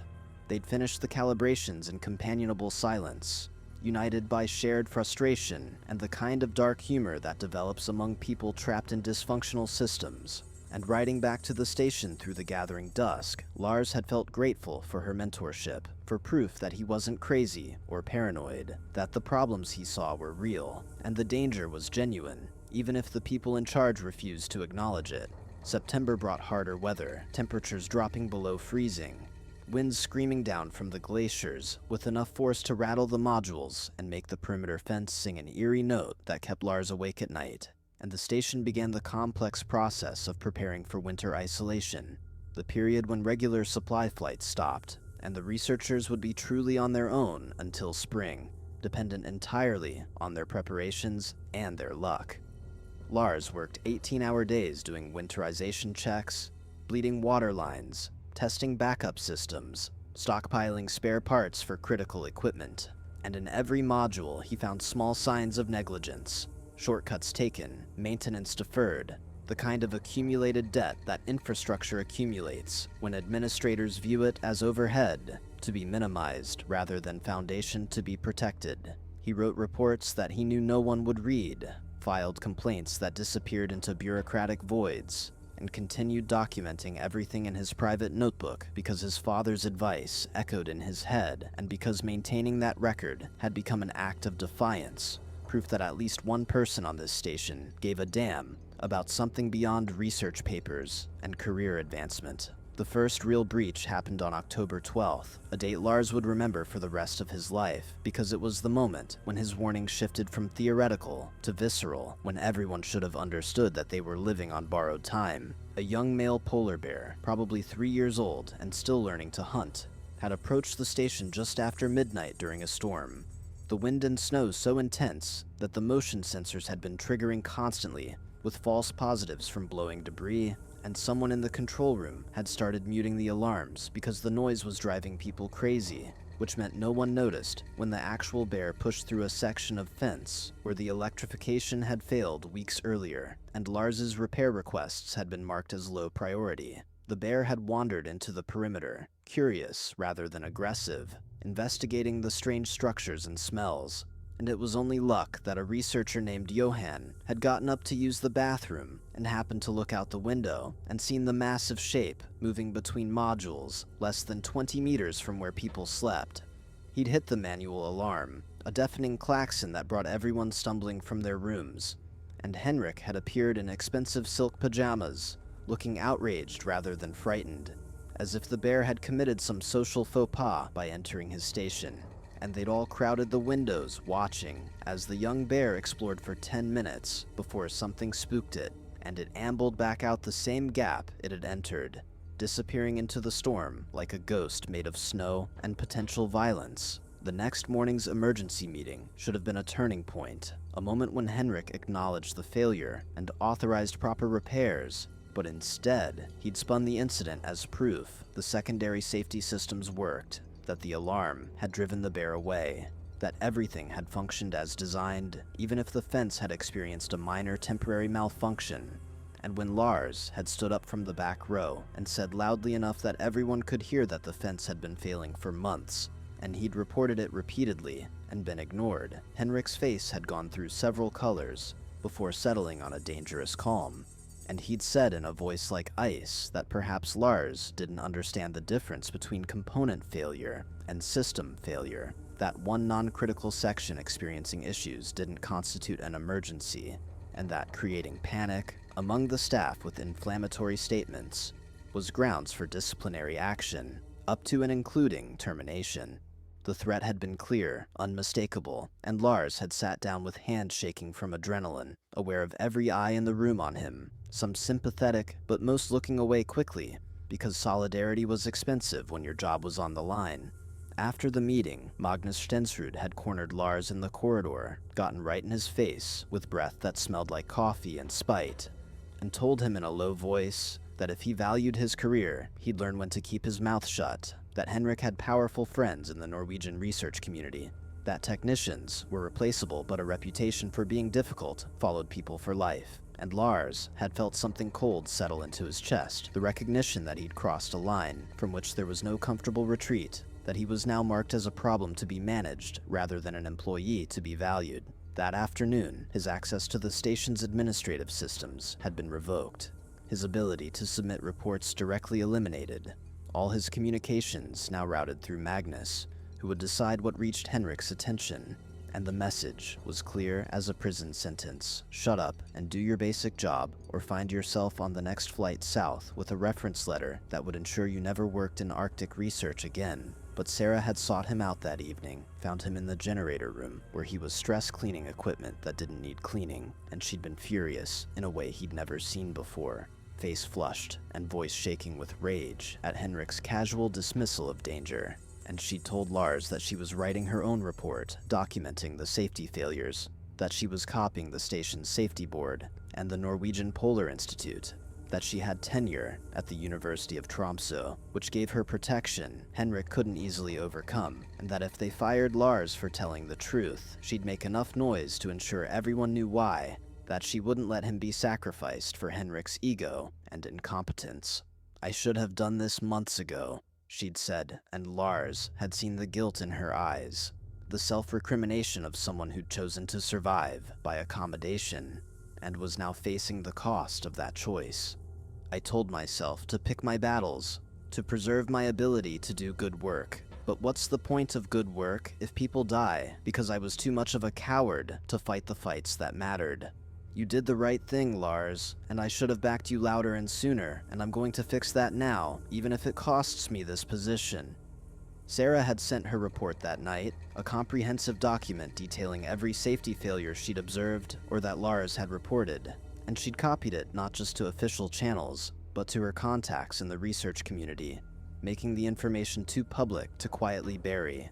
And for 24 hours, the station held its breath, waiting to see what would happen. Henrik had called her into his office, and the meeting had lasted 3 hours. And when Sarah emerged, she'd looked exhausted, but grimly satisfied. And she told Lars later that Henrik had threatened, pleaded, promised, tried everything to get her to retract the report. But she'd stood firm, and finally, he'd been forced to agree that they'd conduct a comprehensive safety review and implement necessary upgrades, though he'd make sure everyone knew this was purely precautionary and not an admission of any actual danger. It felt like victory, partial and grudging, but Lars had learned to take his wins where he could find them, and for a few weeks, he'd allowed himself to believe that things might actually improve, that Sarah's courage and institutional protection had created space for real change. The safety inspection had arrived in early November, 2 engineers from the Norwegian Polar Institute flying in to review the station's systems, and Lars had spent 3 days walking them through everything, showing them the fence failures, the inadequate backup systems, the deferred maintenance, the systematic pattern of negligence disguised as operational efficiency, and they'd been professional and thorough, and had taken copious notes and photographs, and Lars had felt something like hope watching them work, seeing people who took these concerns seriously and had authority to demand corrections. Their report had been damning, a 50-page document that Henrik couldn't spin or minimize, listing dozens of critical deficiencies and mandating repairs before the station could be certified safe for winter operations. And it had included specific mention of Lars's earlier warnings and recommendations, validation that hurt almost as much as it helped, because it proved he'd been right all along, and people hadn't listened until the official inspectors said the same things. Henrik had been forced to authorize emergency procurement of materials and contractor support to conduct repairs, though he'd made it clear through surrogates that he blamed Lars and Sarah for the embarrassment and expense, that they'd created problems where none existed, that their overreaction had tarnished the station's reputation and damaged his relationship with funding partners. The repair crews had arrived in mid-November, a team of 5 technicians from Longyearbyen who'd spent 2 weeks working in brutal conditions to upgrade the fence, install backup barriers, repair the motion sensors, and address the most critical infrastructure issues. And Lars had worked alongside them, learning techniques and sharing his knowledge of the station's quirks. And they'd told him privately that this was some of the most negligent installation work they'd ever seen, that whoever had done the original construction had been either incompetent or deliberately cutting corners, that it was frankly miraculous no one had been killed yet, and Lars had filed away their professional opinions, knowing they might become relevant testimony someday. By early December, the station was genuinely safer, the fence now properly installed and maintained, secondary barriers in place, alarm systems upgraded and tested, and Lars had felt profound relief, the bone-deep exhaustion of a crisis averted through persistence and documentation, and one person's willingness to sacrifice their comfort for everyone's safety. But the social cost had been steep, Henrik barely speaking to him, Magnus actively hostile, other senior researchers treating him with cool distance, as if he'd violated some unspoken code by forcing them to acknowledge uncomfortable realities. And only Sarah and a few of the support staff remained openly friendly, creating a divided station where alliances and resentments simmered beneath professional courtesy. Lars had called his father one Sunday and told him everything, the whole story tumbling out, and Björn had listened in silence before saying simply, "You did the right thing, and it cost you, and that's how it usually works. The people who speak up pay more than the people who stay silent, and that's not fair, but it's the price of being able to look at yourself in the mirror. I'm proud of you, son. Your mother would be proud. Don't let the bastards make you ashamed of having a conscience." The call had left Lars teary-eyed in his module, homesick and exhausted, and wondering how many more months he could endure this toxic environment, but also anchored by his father's approval, reminded that the opinion that mattered most wasn't Henrik's, but his own and his family's. The polar night settled fully over Svalbard in late December, continuous darkness that pressed against the modules and made the station feel like a spacecraft floating in a void. And the researchers adjusted to the strange rhythms of artificial light and constant interior environment, their circadian rhythms slowly unhinging from normal patterns. And in that darkness, the bears became more active, attracted by the station's lights and smells and warmth, testing the new barriers that were now functioning as designed. And the alarms went off regularly, but the bears always moved away when confronted with proper deterrence. And slowly, the station relaxed into routine, the memory of the October breach fading into just another story people told over dinner, the danger becoming theoretical again, because humans are spectacularly good at normalizing even lethal risks when those risks don't manifest immediately. Lars had continued his meticulous documentation, his notebook now filling with evidence of a different sort, observations about how quickly people forgot, about how the crisis that had seemed so urgent in November was now treated as overreaction by February, about how Henrik had begun subtly taking credit for the safety improvements, as if they'd been his idea all along, rather than forced upon him by outside inspectors. And Lars recognized the beginning of revisionist history, the way institutional memory smoothed away uncomfortable truths and reframed coerced action as voluntary initiative. Sarah had become his closest friend on the station, their alliance forged in conflict and maintained by shared values, and they spent evenings in the common area playing chess and talking about their next positions, because both understood they couldn't stay here after their contracts ended, that they'd burned too many bridges with Henrik and his faction, that their careers would require starting over somewhere else. But at least they'd start over with their integrity intact, and the knowledge that they'd fought battles that needed fighting, even when the costs were high. March brought the first hints of returning light, brief twilight periods that gradually lengthened as the sun climbed back toward the horizon. And with the light came preparations for the summer research season, new staff arriving to replace people rotating out, supply flights resuming, the station coming back to life after months of isolated routine. Lars's contract was ending in May, and he'd accepted a position at a research station in Greenland, a lateral move that kept him in Arctic work but away from Henrik's influence.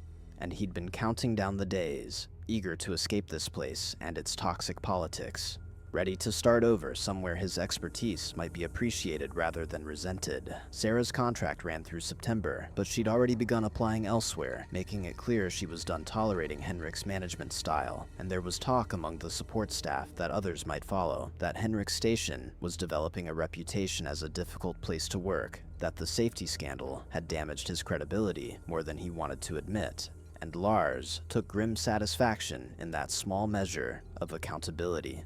The incident that would change everything happened on April 7th, a date that would become infamous in Arctic research circles, a cautionary tale about institutional hubris and the price of ignoring expertise. And it began with a malfunction that should have been minor, a pressure sensor in one of the laboratories registering anomalous readings that suggested a potential air leak. And because it was Sarah's lab, and because she took safety seriously after everything that had happened, she'd immediately shut down her experiments and called Lars to investigate. And he dropped everything to respond, because air leaks in Arctic facilities could escalate from problem to catastrophe with terrifying speed. The sensor had been malfunctioning rather than detecting a real leak, an electronic ghost that disappeared when Lars recalibrated the system. But the investigation had taken 3 hours, and it was during those 3 hours that everything went wrong in ways no one could have predicted or prevented, a cascade of small failures and bad luck that demonstrated how fragile human safety remained, even with improved systems and careful protocols. Henrik had scheduled an exterior maintenance check that afternoon, a routine inspection of solar panels and satellite equipment that required 2 technicians to work outside for approximately 90 minutes. And because Lars was occupied with Sarah's lab issue, Henrik had authorized 2 junior staff members to conduct the inspection, both relatively new to the station and lacking extensive Arctic experience. but technically qualified for the simple maintenance tasks required.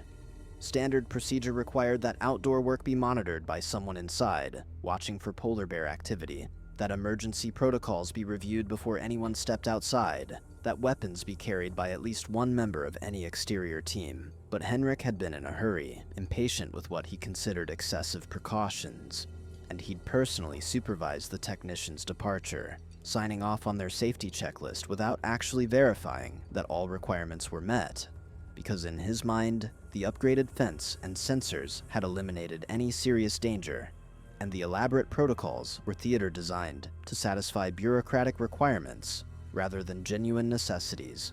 The technicians had gone outside, had climbed onto the module roof to access the solar array, and for an hour everything had been routine, just two people doing simple work in the Arctic afternoon, while the station hummed around them and life continued in its ordinary patterns.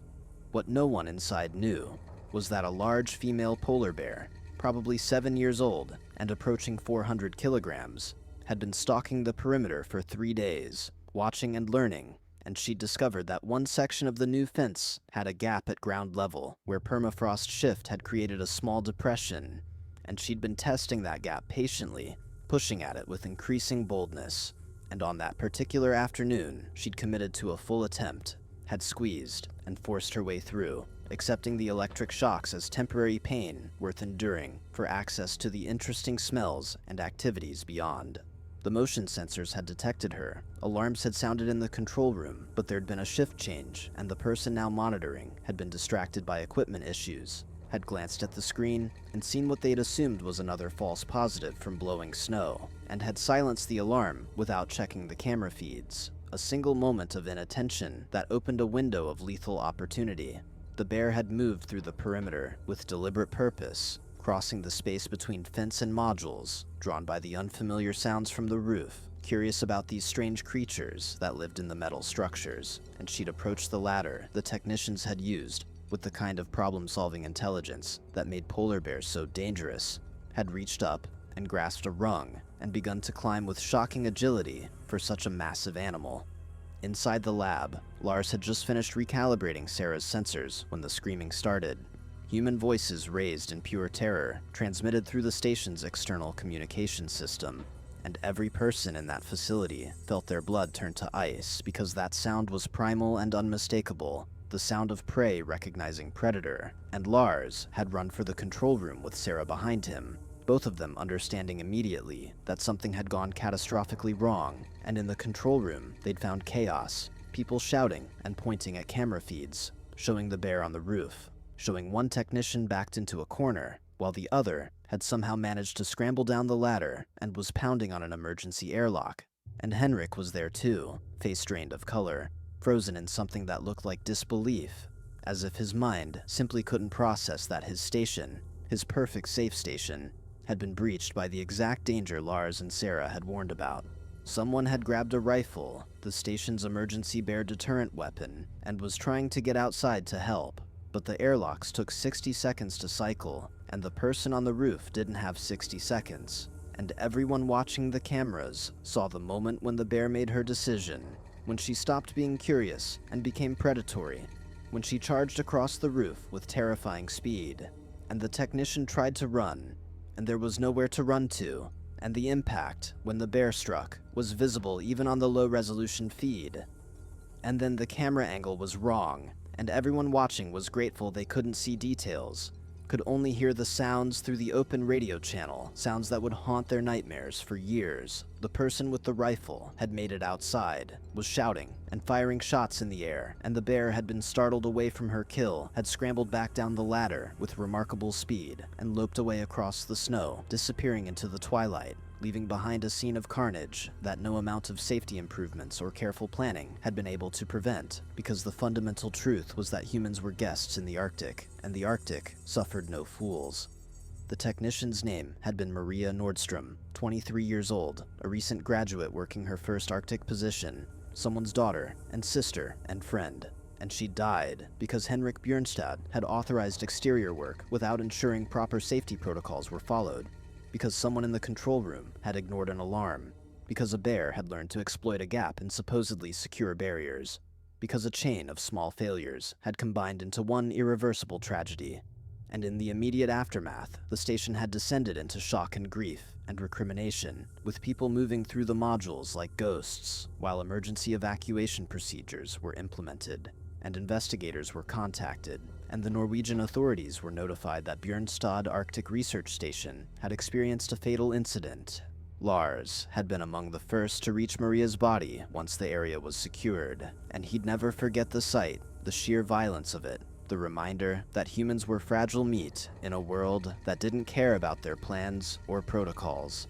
And he'd stood in the Arctic cold, with tears freezing on his face, thinking about how many times he'd warned that this could happen, how many reports he'd filed, how many times people had told him he was overreacting, and everything was fine. Sarah had been the one scheduled to do that exterior inspection, her name originally on the duty roster, but Henrik had changed the assignment that morning because he'd wanted her working in the lab instead, wanted her expertise available for the visiting funding representative who was arriving next week. And the randomness of that substitution meant Sarah was alive and Maria was dead, and Lars could see the guilt eating her alive. That survivor's remorse that had no logic but felt real as winter. The station had been partially evacuated within 48 hours, all non-essential personnel flown out while a core team remained to maintain the facility and support the investigation, and Lars had been kept because his maintenance expertise was critical, and Sarah had refused to leave because the lab work was her responsibility. And Henrik remained because he had no choice. His station and his reputation now at the center of an international incident that was dominating Norwegian news coverage and raising serious questions about Arctic research safety standards across the entire field. The investigation had been swift and thorough, conducted by a team from the Norwegian Polar Institute, the Norwegian Labor Inspection Authority, and representatives from the university consortium that partially funded the station. And they'd interviewed every person on site, had reviewed all documentation, had examined every system and procedure, and Lars's notebook had suddenly become the most important document in the entire facility. His meticulous record of warnings and responses, providing a timeline that showed exactly how this tragedy had been preventable, how concerns had been raised and dismissed, how safety improvements had been forced by external inspectors rather than implemented proactively by station leadership, and how even after those improvements, the culture of complacency and corner-cutting had persisted. Sarah had provided corroborating testimony, her own record supporting everything Lars had documented, and other staff members had come forward once they understood they wouldn't face retaliation, confirming that Henrik's management style prioritized appearance over substance, that safety concerns were routinely minimized, that the atmosphere on the station had been toxic with people afraid to speak up for fear of professional consequences. Henrik had tried to shift blame, had suggested that the technicians had failed to follow proper protocols, that the control room operator had been negligent, that equipment malfunctions rather than management decisions were responsible for the tragedy, but the investigators had dismantled his arguments with clinical precision, their report ultimately concluding that while multiple factors contributed to Maria Nordstrom's death, the root cause was systemic leadership failure that had created an institutional culture where safety was secondary to productivity and reputation, where expert warnings were ignored until external authorities forced compliance, where staff feared retaliation for raising concerns, and where the station director had personally authorized exterior work without ensuring proper safety procedures were followed.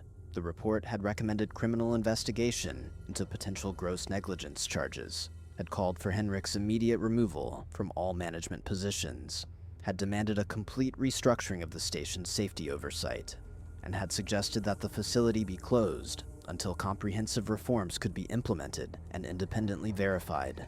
Like and subscribe to see how justice unfolds when institutional failure kills someone's daughter, how one person's documentation becomes the evidence that changes everything, how the Arctic itself seems to demand accountability from those who disrespected its power.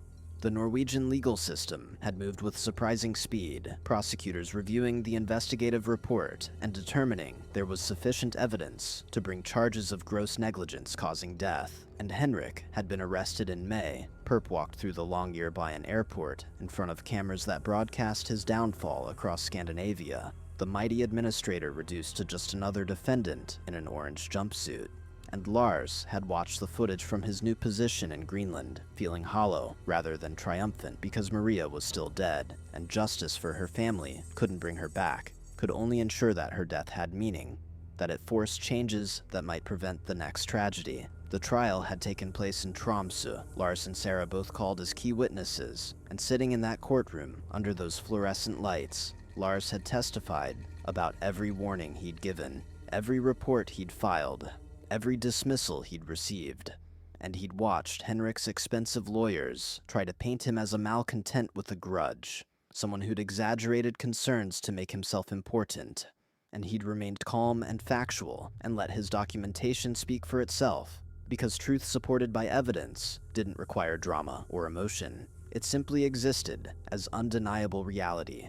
Sarah's testimony had been even more devastating, her institutional credibility and lack of any personal grudge making her account impossible to dismiss, and she'd looked Henrik in the eyes while describing how he'd prioritized his ego over human safety, how he'd created an environment where people were afraid to challenge his decisions, how his negligence had been ongoing and systematic rather than a single mistake. And Lars had seen Henrik flinch from that unflinching honesty, had seen him understand perhaps for the first time that his actions had destroyed lives, including his own. The junior staff members who'd been involved had testified too, the control room operator breaking down while describing how they'd been inadequately trained, how the alarm system interface was confusing, how they'd made a split-second decision that they'd relive forever, and the surviving technician explaining how they'd been told the exterior work was routine, how they'd trusted that proper procedures were in place, how they'd lost a friend and colleague because the people in charge had treated safety as checkbox exercise rather than sacred responsibility. Maria's parents had attended every day of the trial, sitting in the front row with photographs of their daughter, and their grief had been palpable in that courtroom, a tangible weight that reminded everyone why they were there, what the real cost of institutional negligence looked like in human terms. The verdict had been guilty on all charges: gross negligence causing death, violation of workplace safety regulations, breach of administrative duty, and the judge had delivered a scathing statement about how positions of leadership carried responsibilities that Henrik had catastrophically failed to meet, how his decisions had created conditions that made tragedy inevitable, how his refusal to listen to expert warnings demonstrated a level of arrogance and disregard for human life that demanded serious consequences.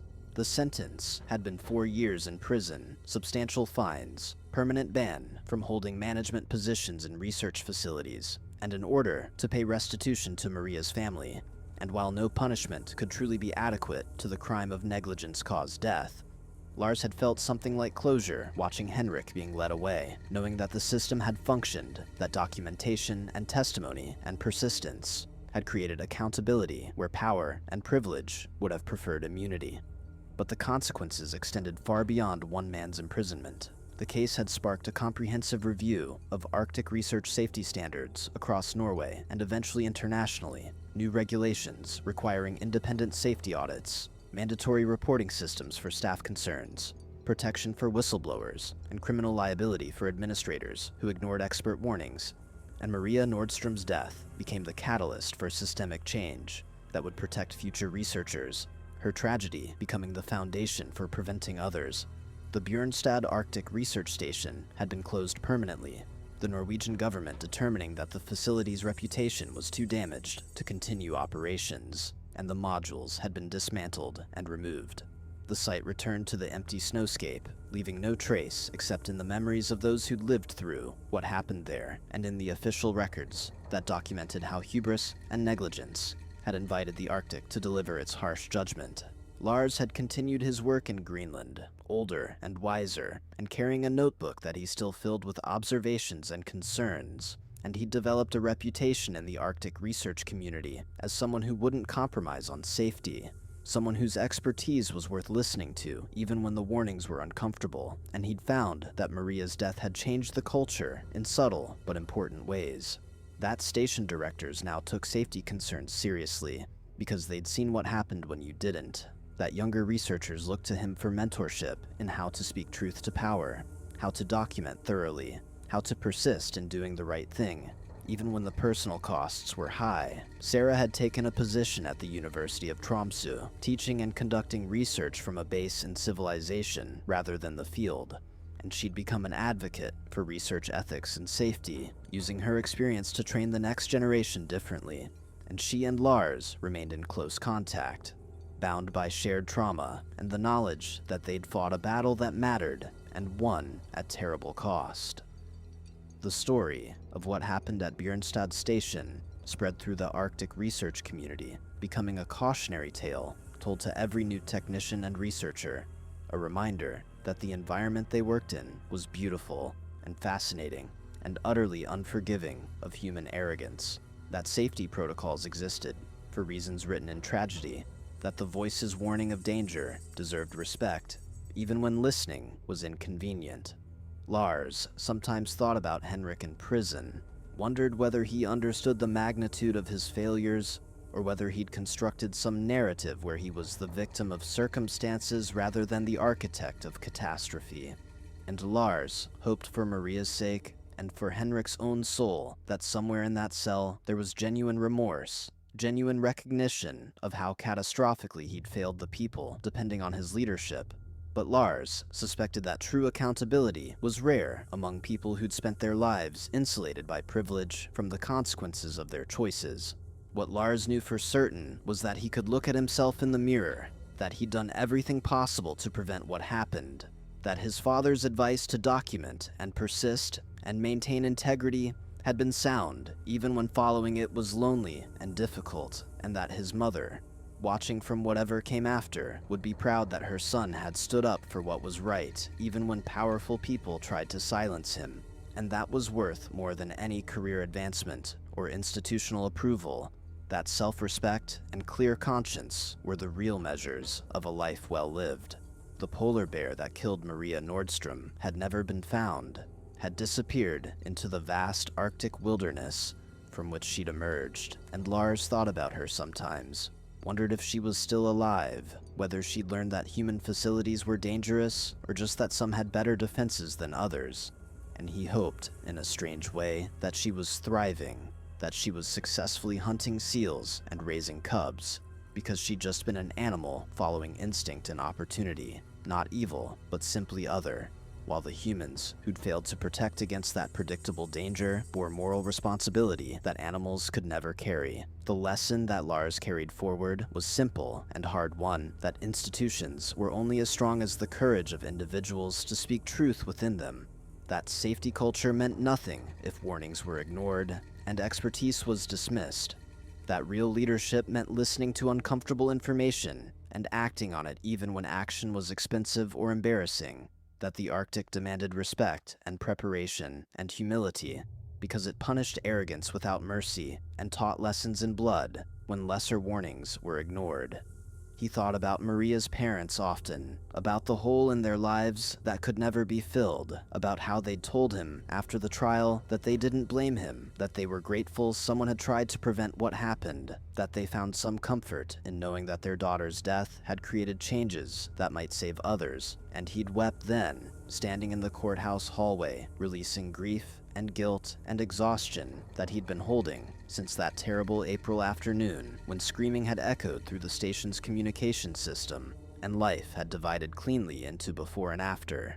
The story of Bjørnstad Station became Lars's story in ways he never wanted, his documentation and testimony making him a minor figure in Arctic research history, someone whose name appeared in safety training materials and ethics courses, an example of what it looked like to do the right thing, even when systems resisted. And sometimes younger researchers would seek him out, asking for advice, and he'd tell them about notebooks and evidence, and the importance of documenting everything, about finding allies and building support, about recognizing when compromise became complicity, about the difference between picking battles and surrendering to institutional dysfunction.